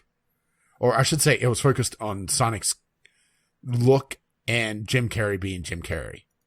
Because that's also something else, is they didn't focus so much on Jim Carrey in this secondary trailer. You saw him a couple times being Jim Carrey, but you didn't have that laser focus on him that you did in the I don't original think Jim one. Carrey's going to do much in this movie, aside from be there. Well, to be fair, that is pretty much what Jim Carrey does these days, right? That and talks about how vaccines cause autism. No, stop typing, Anita. I know they don't. I thought that was a joke, though, that he, a thing that he said just to be fucking weird to reporters. No. Jim Carrey fell down the rabbit hole. Well, that's sad. I thought we went over this when we talked about this before. Did. Jim Carrey is an anti-vax we celebrity. did, and I just forgot. I did not file that information away. But Jim Carrey believes the MMR vaccine causes autism. In 2009, Jim Carrey wrote an article questioning the merits of vaccination and vaccination research for the Huffington Post. He got infected, incidentally, if you pardon the turn of phrase, by Jenny McCarthy. So there you go, right? Patient zero of celebrity bullshit. I see. Well, we'll see if I remember this for next time we talk about it. Probably not, let's be honest. I gotta fill up that memory with really poorly written Mortal Kombat books. You've been reading that, haven't you? I read some more excerpts, and then I actually started reading it proper. I'm not very far. I didn't get a lot of opportunity to read, but... Oh, still in the backstory, or the way back story. Yeah, for those who don't know, we did movie night, and I brought up that there was a novelization of that shitty movie. Yep, we'll talk more about it. Which we'll talk more about that in a little bit. So anyway, back to Sonic. I mean, it seems like they really have the humor a lot more spot on, at least for some of the old cartoons. Yeah, and at least for the trailer. You know, it's so easy to bullshit your way through a trailer. But hopefully the tone of the trailer much better matches the tone of the movie. Or the tone of the movie matches the tone of the trailer. Maybe it's the better way to say it. Because the first trailer, even though it's really hard, let's just kind of not think about Sonic in that for a minute. The first trailer wasn't super great. Made me feel like the movie was trying way too hard to be way too serious. I think it was because it was set to Gangster's Paradise. Yeah, that's part of it. I mean, let's be honest here. As soon as they, it's like, wait a minute, is that? Yeah, you knew pretty much where this was going, huh? But yeah, I mean, it's quite amazing just the turnaround they've done on this. Now, the question is, does it turn into a good movie? Who knows just yet? Because a trailer does not make a movie, nor vice versa. But it's gone up a couple of notches from there's no movie in Boston, say, to okay, well, maybe I'll eventually watch it when it's on Netflix. Yeah, I went from I'm probably never going to see this to definitely watch it on Netflix. Probably would rent it at like Redbox or on Amazon Video if I had a code. So it's moving on up. Yeah, the question is just, how is it actually going to pan out? Because that is the, that's the what? Well, that's, Jared dropping from the call. That would be Craig. That would be. Oh, Craig, damn you. Yeah, it's interesting. I'll probably end up at least looking at it, and I'll keep an eye on just how it's reviewed, because that's kind of the big thing right now. Because, it's still Jim Carrey, so, is it 90s Jim Carrey, or is it new crazy Jim Carrey? Or crazy, not funny Jim Carrey? I was going to say, 90s Jim Carrey was pretty crazy, but he was funny. He's not really funny anymore. Yeah. So, moving on from the slightly less weird Sonic movie to our weekly community corner. We have to something slightly more weird. a letter from Ghost discussing the new Jedi Fallen Order game. And then we will talk a little bit about our community movie night. Do you want to... Well, also a little bit about the game. So Fallen Order has been a pleasant surprise for me so far. I'm going to do my best to be vague and spoiler-free about this on the chance that anyone picks it up. The best way I've described it is this. World-hopping mission in the vein of Mass Effect, elements of Tomb Raider in the way you move across and through the terrain, and combat reminiscent of Dark Souls. I know someone's just perked up at that, but I'll get back to it in a minute.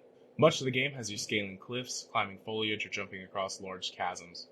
The game does a good job of unlocking new abilities through storyline, but a plus, or minus, depending on how you look at it, is that the game blocks off parts of each map with areas that require abilities unlocked later in the game, so you can't 100% apply it the first time you arrive.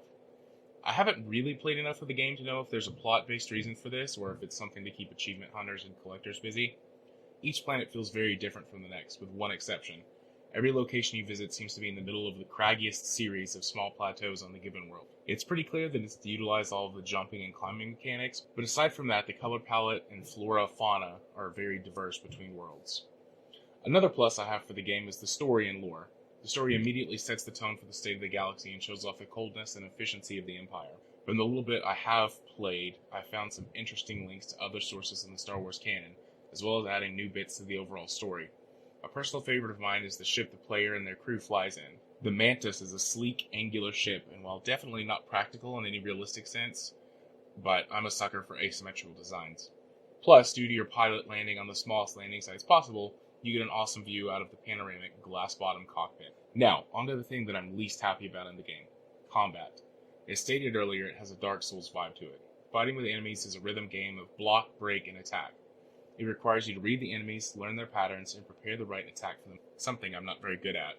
My style of lightsaber combat is essentially wading into the middle of a swarm, swinging a flurry of lightsaber blades until my enemies are in pieces, or at least that was my style in the older Jedi Knight series, where the main issue of timing was just 2 swings first and faster. I'm not saying that the combat system is bad, it's just not for me. I've been killed by the same mini-boss at least 20 times and still haven't figured out how to take him down. Now when you do manage a good kill, like breaking a big block, you're rewarded with a nice action scene, but so far those have been few and far between. All in all, I think this is a great game, which is a surprise given the publisher. I haven't encountered any game-breaking bugs and it runs clean on my system. There's no pay-to-win or scummy microtransactions, but that's probably due to it being a single-player game.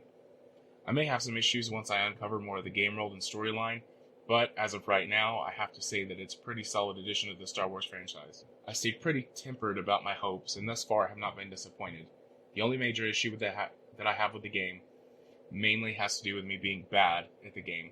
If I had to rate this, I'd give it 4 double-bladed lightsabers and a Yoda-sized one. So about 4.25 out of 5 stars. Yeah, so it's interesting to have an actual, sounds like, pretty damn good Star Wars game that isn't pod racing. What's the last one of those? The KOTORs were good. I mean, they had their flaws, but they were good games. It's kind of crazy. You would think that EA, the company, the evil corporation that's known for, milking things to death, would have milked the Star Wars license more, but they haven't really done much with it, have they? It's kind of disappointing. It's extremely disappointing. I mean, I guess the Old Republic could also be considered a decent game. I mean, it is an MMO, but honestly, it sounds like most of the time whenever people are playing it, they're just trying to get through the story for each particular class, and that's about it, unless they're really, really invested in the Star Wars universe. I've played the Old Republic some. It's pretty alright. I mean, it's basically KOTOR plus MMO. Which makes it a bit of a slog, actually, if you're just running the story. I mean, it's not a terrible experience, but it's not a great one either. So, yeah, it's just... What's the other good Star Wars games? Is there really just that for modern modern gaming?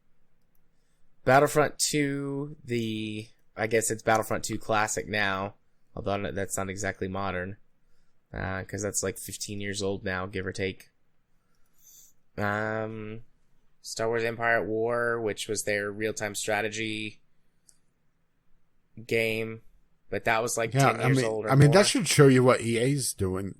Yeah, that should show you what EA's doing with the license. Whenever they do Battlefront, they put out a half-assed one, then they put out another one, then pull down the ire of the U.S. government for loot boxes.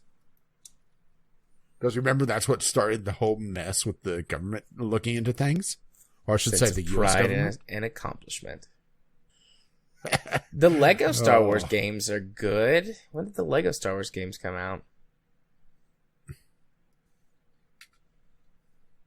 Well,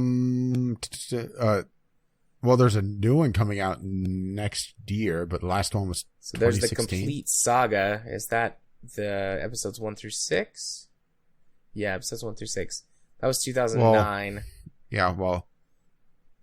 Well, there's also one coming out for the Star Wars, the Lego Star Wars, the Skywalker Saga, which I'm assuming is going to be the entire 9 films. Yeah, 9 films.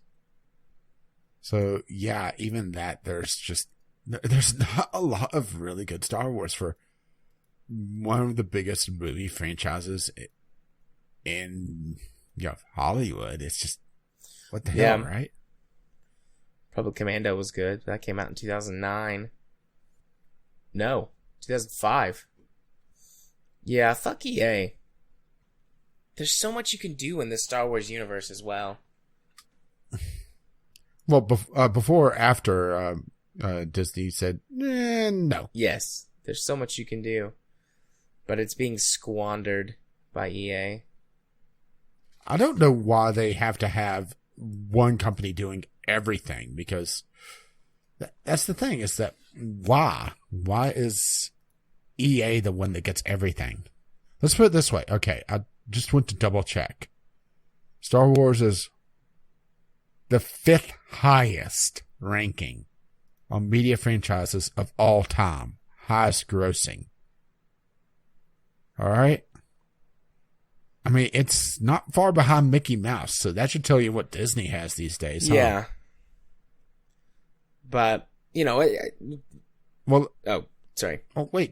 Disney actually has Winnie the Pooh as well, so they have 3, 4, and 5. What's the top 2, if you're wondering, is Pokemon and Hello Kitty. All right. Pokemon, I could see. I did not realize Hello Kitty was that big. Oh, it's really popular in Japan and, well, really Asia. Let's see. The biggest, actually,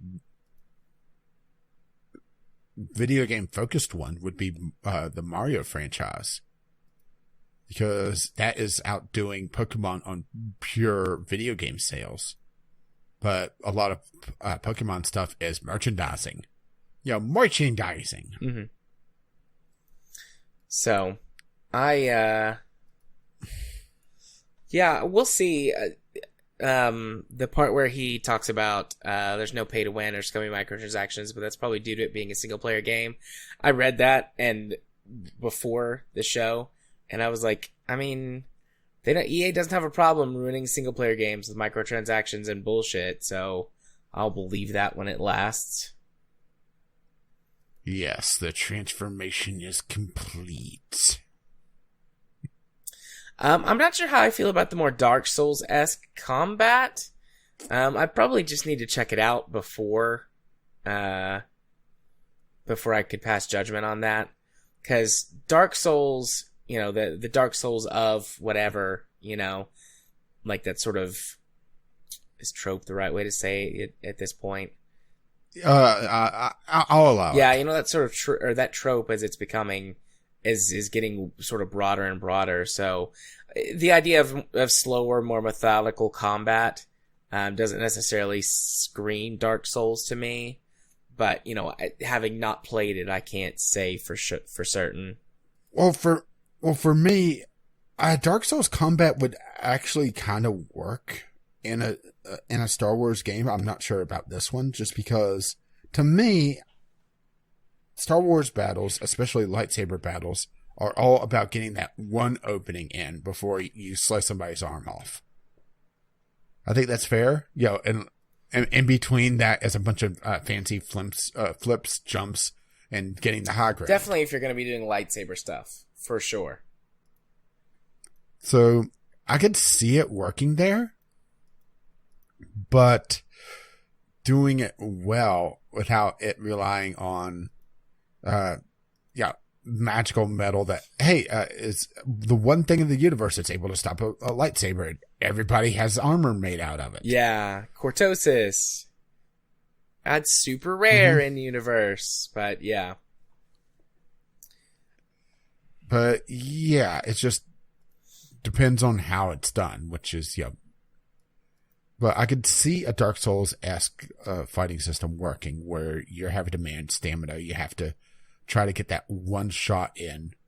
But also, if you're going to do lightsaber battles, maybe it's just me, but you need to go all in and have full-on dismemberment. Yeah. And, you could get away from blood and just say, okay, the lightsaber cauterizes the wound. Fine. But, I want to see arms flying. I want to see, just this pinata effect of just whenever a Jedi or a hidden Jedi, I guess in this case, is going through a horde of enemies. It better look like they went through a blender and all the chunks just fell out. Because an enemy just, kind of falling over going, oh, you got me. Yeah. I mean, this isn't Mortal Kombat after all. I'm looking to see if the previous single player, sort of Jedi, whatever, which is Star Wars The Force Unleashed. I'm looking to see if that had any kind of dismemberment. I know it didn't have like graphic stuff, but my brain is telling me that it did have dismemberment. Well, I remember The Force Unleashed, they were talking a lot about the manipulation of elements of the level. So a lot of deformation, a lot of, at least in the tech demos. I'm not sure if it ever, actually made it to the final game, but have it where wood would realistically splinter and burn, have cloth realistically ripple, which that should tell you how long ago that game was. But that's another thing that we could really get into is just how games are kind of physics-wise kind of boring these days. We haven't had a leap forward in in-game physics or in-game deformation like Half-Life 2 did back in, 2001? Yeah. For a long time, have we? No. I mean, think about it. We haven't had terrain deformation. We haven't had really... even trees are, impervious to things. Outside of the first Far Cry, right? Or Crysis, I mean. No, I think it was both, actually. They both had it where you could eventually shoot down a tree. Yeah, I remember that. And Far Cry, and I think Far Cry 2 as well. And in Crysis. Yeah, but they don't do that anymore. You would think, there would be more AI. There would be more things to do in the world. But nope, it's prettier and prettier graphics because that's what sells. And I am a grumpy old man, and you should get the fuck off. I'm also a grumpy old man. I mean, I do like when graphics look nice, but I'd rather the game be better than just look nicer. But anyways, there's some people saying there is dismemberment, and some people saying there isn't in Force Unleashed. So, I don't know. My brain is telling me that there was dismemberment, but I could be misremembering. Maybe it was different regions. Possibly. Or it could be different versions of the game. Like the standard edition there was or was not. The Ultimate edition, the other one was true. Well, I was thinking like Germany. Yeah. That's what I was talking about. Yeah, well, region. I mean, I knew what you meant, but I was following a different thread as well. But that could be it. It looks like there's decapitations under certain circumstances and partial dismemberment, so not exactly full dismemberment, but So there you go. Sweet. So thanks for sending that in, Ghosty Goo. I will probably talk to you more about it at a later time. Tomorrow. Yeah, tomorrow. There was one thing. He sent me a quick message on Discord to make sure that I had actually gotten the letter he sent in, because sent in last minute. And he said one thing he forgot to mention was that the game encourages you to play with a controller, and he was playing keyboard and mouse. So he's thinking some of the issues he might have had were because he wasn't using a controller. So. Yeah, which for, if it's focused on lightsaber battles, which I'm actually not sure if it is, I don't have a problem with it being controller focused. But yeah, if it has a lot of ranged combat, then that could be a bit of a bugbear for me. Yeah. Fair enough. Fair enough. Well, let's talk about what we did for community game night / movie night. We watched Mortal Kombat, the 1995 movie based loosely on the Mortal Kombat video game. We mostly just made fun of it the whole way through. Yeah, we went full MST2K. All three of us had seen it before, so we weren't really concentrating. And we had, parts where we would make fun of it and make snarky comments, and then we would talk about, bad CGI or what had or had not held up, things like that. I had a great time. That was good fun. Didn't require too much brain power. I loved it. So I think. And I had a big thing of popcorn. I think we'll be doing more movie nights in the future. We won't just watch shitty video game movies, although there were a couple that were suggested. We'll watch some other better movies as well. And not just exclusively video game movies. That's not the only movies we'll pick from, because most of those are between bad and horrendous. Oh, do we have to do Mario Brothers now? Since that was Jim I brought really it up don't several want times. to. I hate Mario Brothers.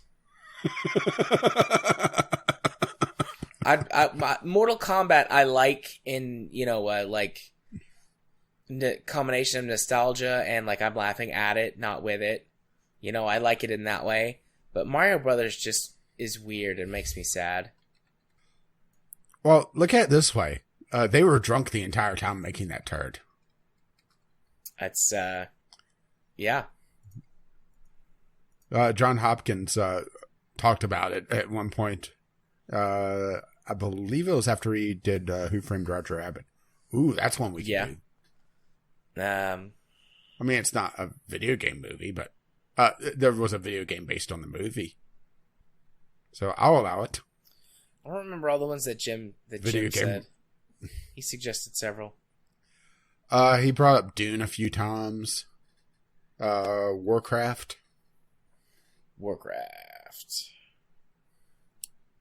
Dune would be good.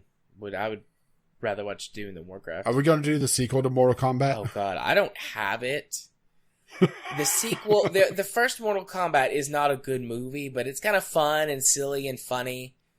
The second one is just bad all the way through. It's just no good. They changed most of the cast out. Spoiler alert, Johnny Cage dies in literally like the first scene of the movie. That's all right. I didn't like Johnny Cage anyway. He's a different actor. On my autograph. Did they at least like try to hide it and have like his sunglasses on the entire time? He gets. Oh, so they didn't pull Back to the Future. No, he gets killed immediately by the Emperor dude. And he's just laying there, and it's like, you're not even close to looking the same. You'd think they would at least try to get a look-alike, huh? I guess they just didn't care enough. I don't blame him. It's a really shitty movie. But, yeah, we'll definitely watch some more movies. For sure. Yeah, what's the plan for next week? I don't know yet. Question. When we made fun of Mortal Kombat the entire time, but what are your, how do you feel about it? What do you think about it? It's a thing. I mean, I don't really have a strong opinion for the movie itself because it's been so long since I watched it, and it was more just something to make fun of than anything. Yeah. It's kind of this time capsule of, early to mid 90s movie making though, because there was a few things I noticed, like all the Dutch angles, all the the special effects for half the movie was, hey, we have a fog machine. Let's use that. A fog machine and blue lights. And bad CGI. And we'll tilt the camera. Well, I was gonna knock the CGI that much because video game movies up until some point in the future haven't really been considered high art, so they've never really gotten the budget to really do them justice. So to try to do something with Mortal Kombat, which, let's be honest, yes, there's a story of Mortal Kombat. I would say 99.9999% of the people don't give a shit about most of the story outside of maybe the story surrounding their favorite character. Yeah. But to at least make an attempt of it, I gotta give them some kudos for that. Now, to be fair, when they were shooting this thing, according to IMDb, they didn't have a set script, so I think that says a lot of it, and that they added to the ending to add the hook for the sequel. At least, once again, according to IMDb. So it is part of studio meddling as well. So, I don't think it's terrible, but it's not good either. It's a thing. I'm waiting on my... And also, I do know that at least one of the actors insisted on doing their own stunts, and they were not good at it. Which one was it? I believe it was Sonia's Sonia's actor. No, she was bad. Actress, sorry. She was the worst. Yeah, and she insisted on doing her own stunts to get that extra pay. Yeah, the actor who played Liu Kang was good. The actor who played Johnny Cage was decent. But Sonya... Oh, well, that's the thing, is that Johnny Cage was cheesy and he was bad, but he was also supposed to be that way. So he was actually the best character in that movie because he was, written perfectly as a character for a movie that bad. So whenever Jim was making fun of him saying, "Oh, I think she came this way," or "Yeah, she definitely came this way," and he was cutting through all the cobwebs. That's not something to make fun of, the bad writing for, because that's perfect for that character. That's absolutely he's oblivious and kind of dumb. Yeah. Yeah, I mean, that is the perfect character moment for him. But so I would say Johnny Cage is actually the best character in the movie, just because he's the perfect character for that type of movie. Even though he's a total douche. Yeah. Yeah. Even though it was kind of funny, him dropping the autograph. Yeah. I said this already, but I like it. It's decently fun to, especially when you've got people where you can kind of poke fun of it at, or to make fun of it yourself. I probably won't ever watch it again by myself. If I'm in another situation where it's hey, you want to just turn something on in the background that's a little silly and that we can watch and laugh at occasionally, it would be good for that. It would go up for that, but I don't think I'll ever, I won't say ever, but I don't think I'll watch it for quite a while by myself. So, the question, so you asked, what are we going to do next week? Got a couple of ideas. We could do more movies, which sounds like a blast to me. And if we went for video game movies, probably the next one I would suggest would be... what's a slightly better... Well, Doom came up a couple of times. Doom is... Oh, Doom, that's what I was thinking of. I don't have Doom, but surely by Monday, one of us can get it and spread it around. Wink. Ew. There's a new one too, Doom Annihilation. And is it a live action movie? I think it is. Oh, 3.5 out of 10 on IMDb. Doom has got the... Oh, that's celluloid cancer right there. The first Doom has got The Rock in it. Or the first Doom movie, I should say. It's got The Rock in it. Looks like it's not the original, but the 2005 is not available on any streaming site. Nice. I might have it and just have never ripped it. Like it might have fallen down somewhere or gotten buried in my stack of discs that I have left. So I'll look for it there to see if I've got it. Because I did have the unrated, whatever the unrated version was called, which is a little bit longer and has got a couple scenes where breasts are exposed for our pleasure. And also the first person scene is longer. Which I have went back and watched specifically the first person scene. It doesn't hold up.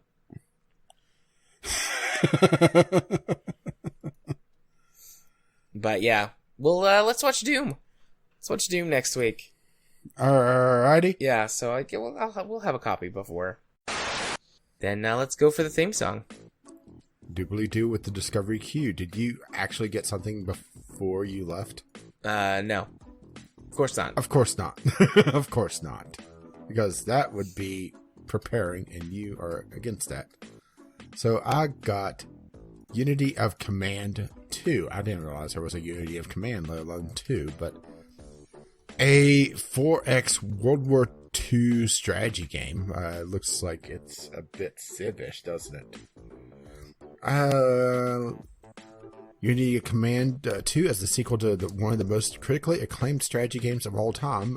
Game critics called a perfect gateway into computer war games. Overall, it looks like it's pretty well rated. And I have to admit, I never heard of this game, so it may be just one of those games that slipped through the radar. Nice. I got one, Kingdom Under Fire 2. Looks like an MMO RTS Dynasty Warriors type game. Now, do they have power metal? I don't know. But it's set in a fantasy world. Very magical fantasy world. I mean, it looks pretty neat. I like I like Dynasty Warriors, I like RPGs, I like real-time strategies. So if they mix it all together all right, then that's pretty cool. Well, I got something that's pretty shitty. The Legend of Bumbo. And I say pretty shitty because it is literally full of shit because it's by Edmund McMillan. So if you know his games, Binding of Isaac, there's a lot of feces in there.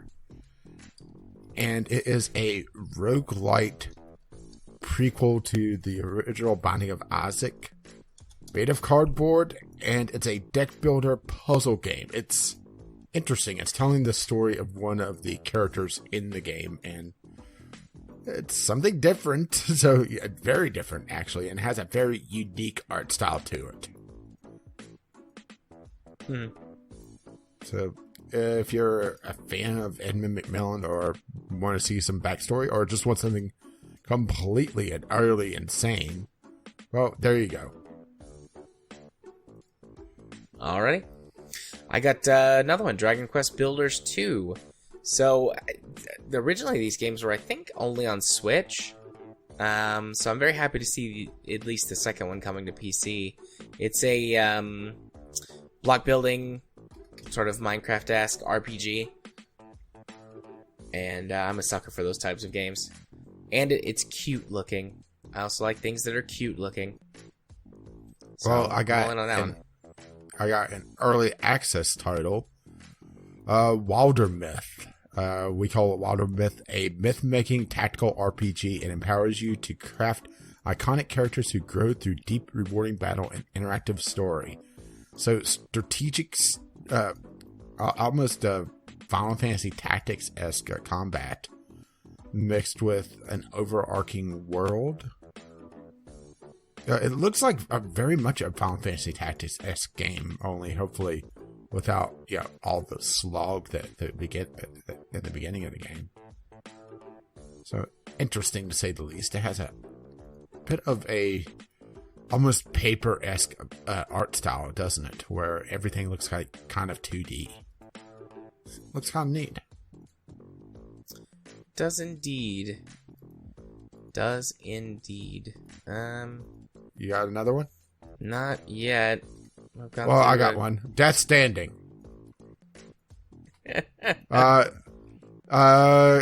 Kojima bullshit. I think that's about as much as I could say about it because I have no idea what the ever-living fuck's going on with this. It's coming out in the summer of 2020, at least on PC, on Steam, I should say. Yep. I think it's out on consoles now. It is. It's out on PS4 if you have a PS4. Yeah, so, wait and see if people could decode what the ever-living fuck's going on with the stomach babies and the weird rain, and maybe by 2020 we'll actually know what the hell's going on. Yeah, based on what I've seen, I don't know if I would like it or not, because I don't like games that waste my time, and it seems like this game is full of a lot of time-wasting bullshit, but if that's like the point of the game, because it seems like a lot of it is sort of a walking simulator type thing, like, I don't know. I don't know, man. The jury's out for me on... So I'd have to play it, or... Well, tell me about The Road to Your City. Right. The Road to Your City is a city building and management game with a heavy emphasis on football. Slipping into the role of mayor, you are tasked with establishing a successful football club and developing it from grassroots to world-class powerhouse. So, an interesting little spin or caveat on the city building and management game genre. So you're trying to essentially build up the infrastructure around a stadium. That's interesting, right? Yes, that is how I read and view that. Odd. Speaking of odd, I have Ratropolis, a deck building, I want to say tug of war style strategy game where you're building up a city of rats to try to defend it. I'm not sure if you're the mayor or king of rats or what, but it's interesting. I mean, there's quite a bit of room still for a lot of deck builder games. So it looks like it has some very interesting choices as well, where not just deck building, but some sort of proper city-esque management as well going on. Very odd and very interesting. It is in early access though, but it's also $15, so it's not terribly expensive either. Gotcha. Is this... Alright, I'm copying a link right now. Game of Thrones, Winter is Coming. Wink, wink, nudge, nudge. Say no more. Well, oh no. I looked at this for a minute. I don't think it might be, but I don't think this is like the browser one of these games. Free-to-play strategy. It might be, though. Free-to-play strategy, that throws so many red flags. Yeah, there's 3 or 4 of these really shitty, like, free-to-play, air quotes, strategy I think there's one that's games on my phone that keeps getting updated. I can't uninstall it because fucking AT&T. I mean, I do love Game of Thrones, but there's not been a good Game of Thrones game made yet. And I doubt it's this there one. has. Yes, there has. It's called a mod for Crusader Kings. Oh. Didn't know that. I've got Crusader Kings. Or do I have Crusader Kings 2? Crusader Kings 2, I mean, but... I'm just seeing what this is. Because this is a port of a JRPG that's never been released to the West, so... That's an interesting one to begin with, huh? Yeah. So, Romancing Saga 3. This is I'm wanting to say a SNES game, but I was looking to see if I could find out exactly. Yeah, Super Famicom. So, it did see a port to the PlayStation 2, and still in Japan. It looks like it actually did come to North America after 10, 15 years. But this is sorry, that's the original. I'm not even talking about 3 here. So I'm not sure just if this requires foreknowledge of the other games in this series or not. But yeah, always seeing interesting things coming to the West, especially after so long. Oh no, I just saw what you put on. After such a long time, it's interesting, especially since usually these games aren't terribly updated, and you get like this time capsule of just old game mechanics, and it actually still looks pretty decent because it's in that SNES era where the 2D games really hold up really, really well. Mm-hmm. So let's get this over with. Putin Life, a game that allows you to feel not only the leader of the Russian Federation, but perhaps the lord of the world, rob, steal, and slave. And no, that's exactly what it says. I did not screw that up. I don't know what this game is.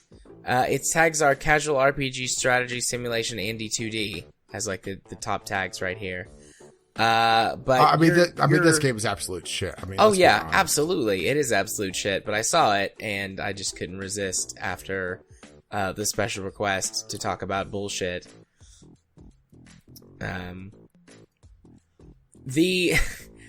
A lot of the, I guess, Photoshops or whatever type of artwork this is looks a lot better than all the screenshots. This is MS Paint. Yeah, better than all the MS Paint bullshit. This is, weird. But I couldn't resist today. I am gonna firmly hit ignore on this though and carry on with my life. Yeah, well, I have one that's very interesting. I have a VR title, and I usually skip over these. But this time I'm going to make an exception because I think Jim would like this. Thief Simulator. Become a thief in VR. Feel the thrill of stealing in free roam sandbox neighborhoods. Use lockpicks, high-tech hacking tools. Observe your target, gather information, and hide from the police. Or drive a car like crazy to get out of trouble. So it's essentially something I kind of always wanted, only it's a VR version of it, which was an open world, just, do what you want Thief Simulator. I mean, we have some like that, but never anything that's, really focused on kind of the nitty gritty, gathering intel and everything.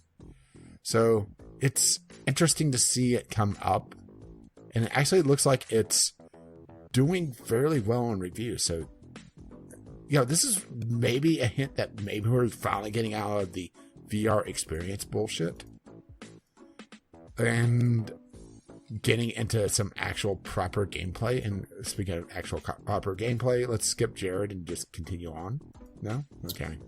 So I got an interesting little one. Bears, Vodka, and I don't know how to say this. Balilaka? It's a third-person arcade shooter where you play as a Russian bear with an AK-47 and a guitar. Or is that a lute? And you kill Nazis. I'm all in on that. That's all I have to say about that. Well, I'm going to have to just go with this one then because I don't really have anything. Devil Slayer Raksasi. A top-down ARPG with roguelike elements, intuitive Souls-like fighting. Soul fight. I mean, it actually doesn't look that bad overall, but it's just, there's a lot of these particular types of games, even though not exactly in this perspective, so maybe that's something that could, it could get away with. It's also pretty damn cheap. It's $10, but it's in early access. That was the last one I had on my list that I pulled, was Devil Slayer Raksasi. Alright, well. Ooh. Well, I still have 3 more on my list, and I'm going to have to definitely talk about this one. Okay. I got SD Gundam G Generation Cross Rays.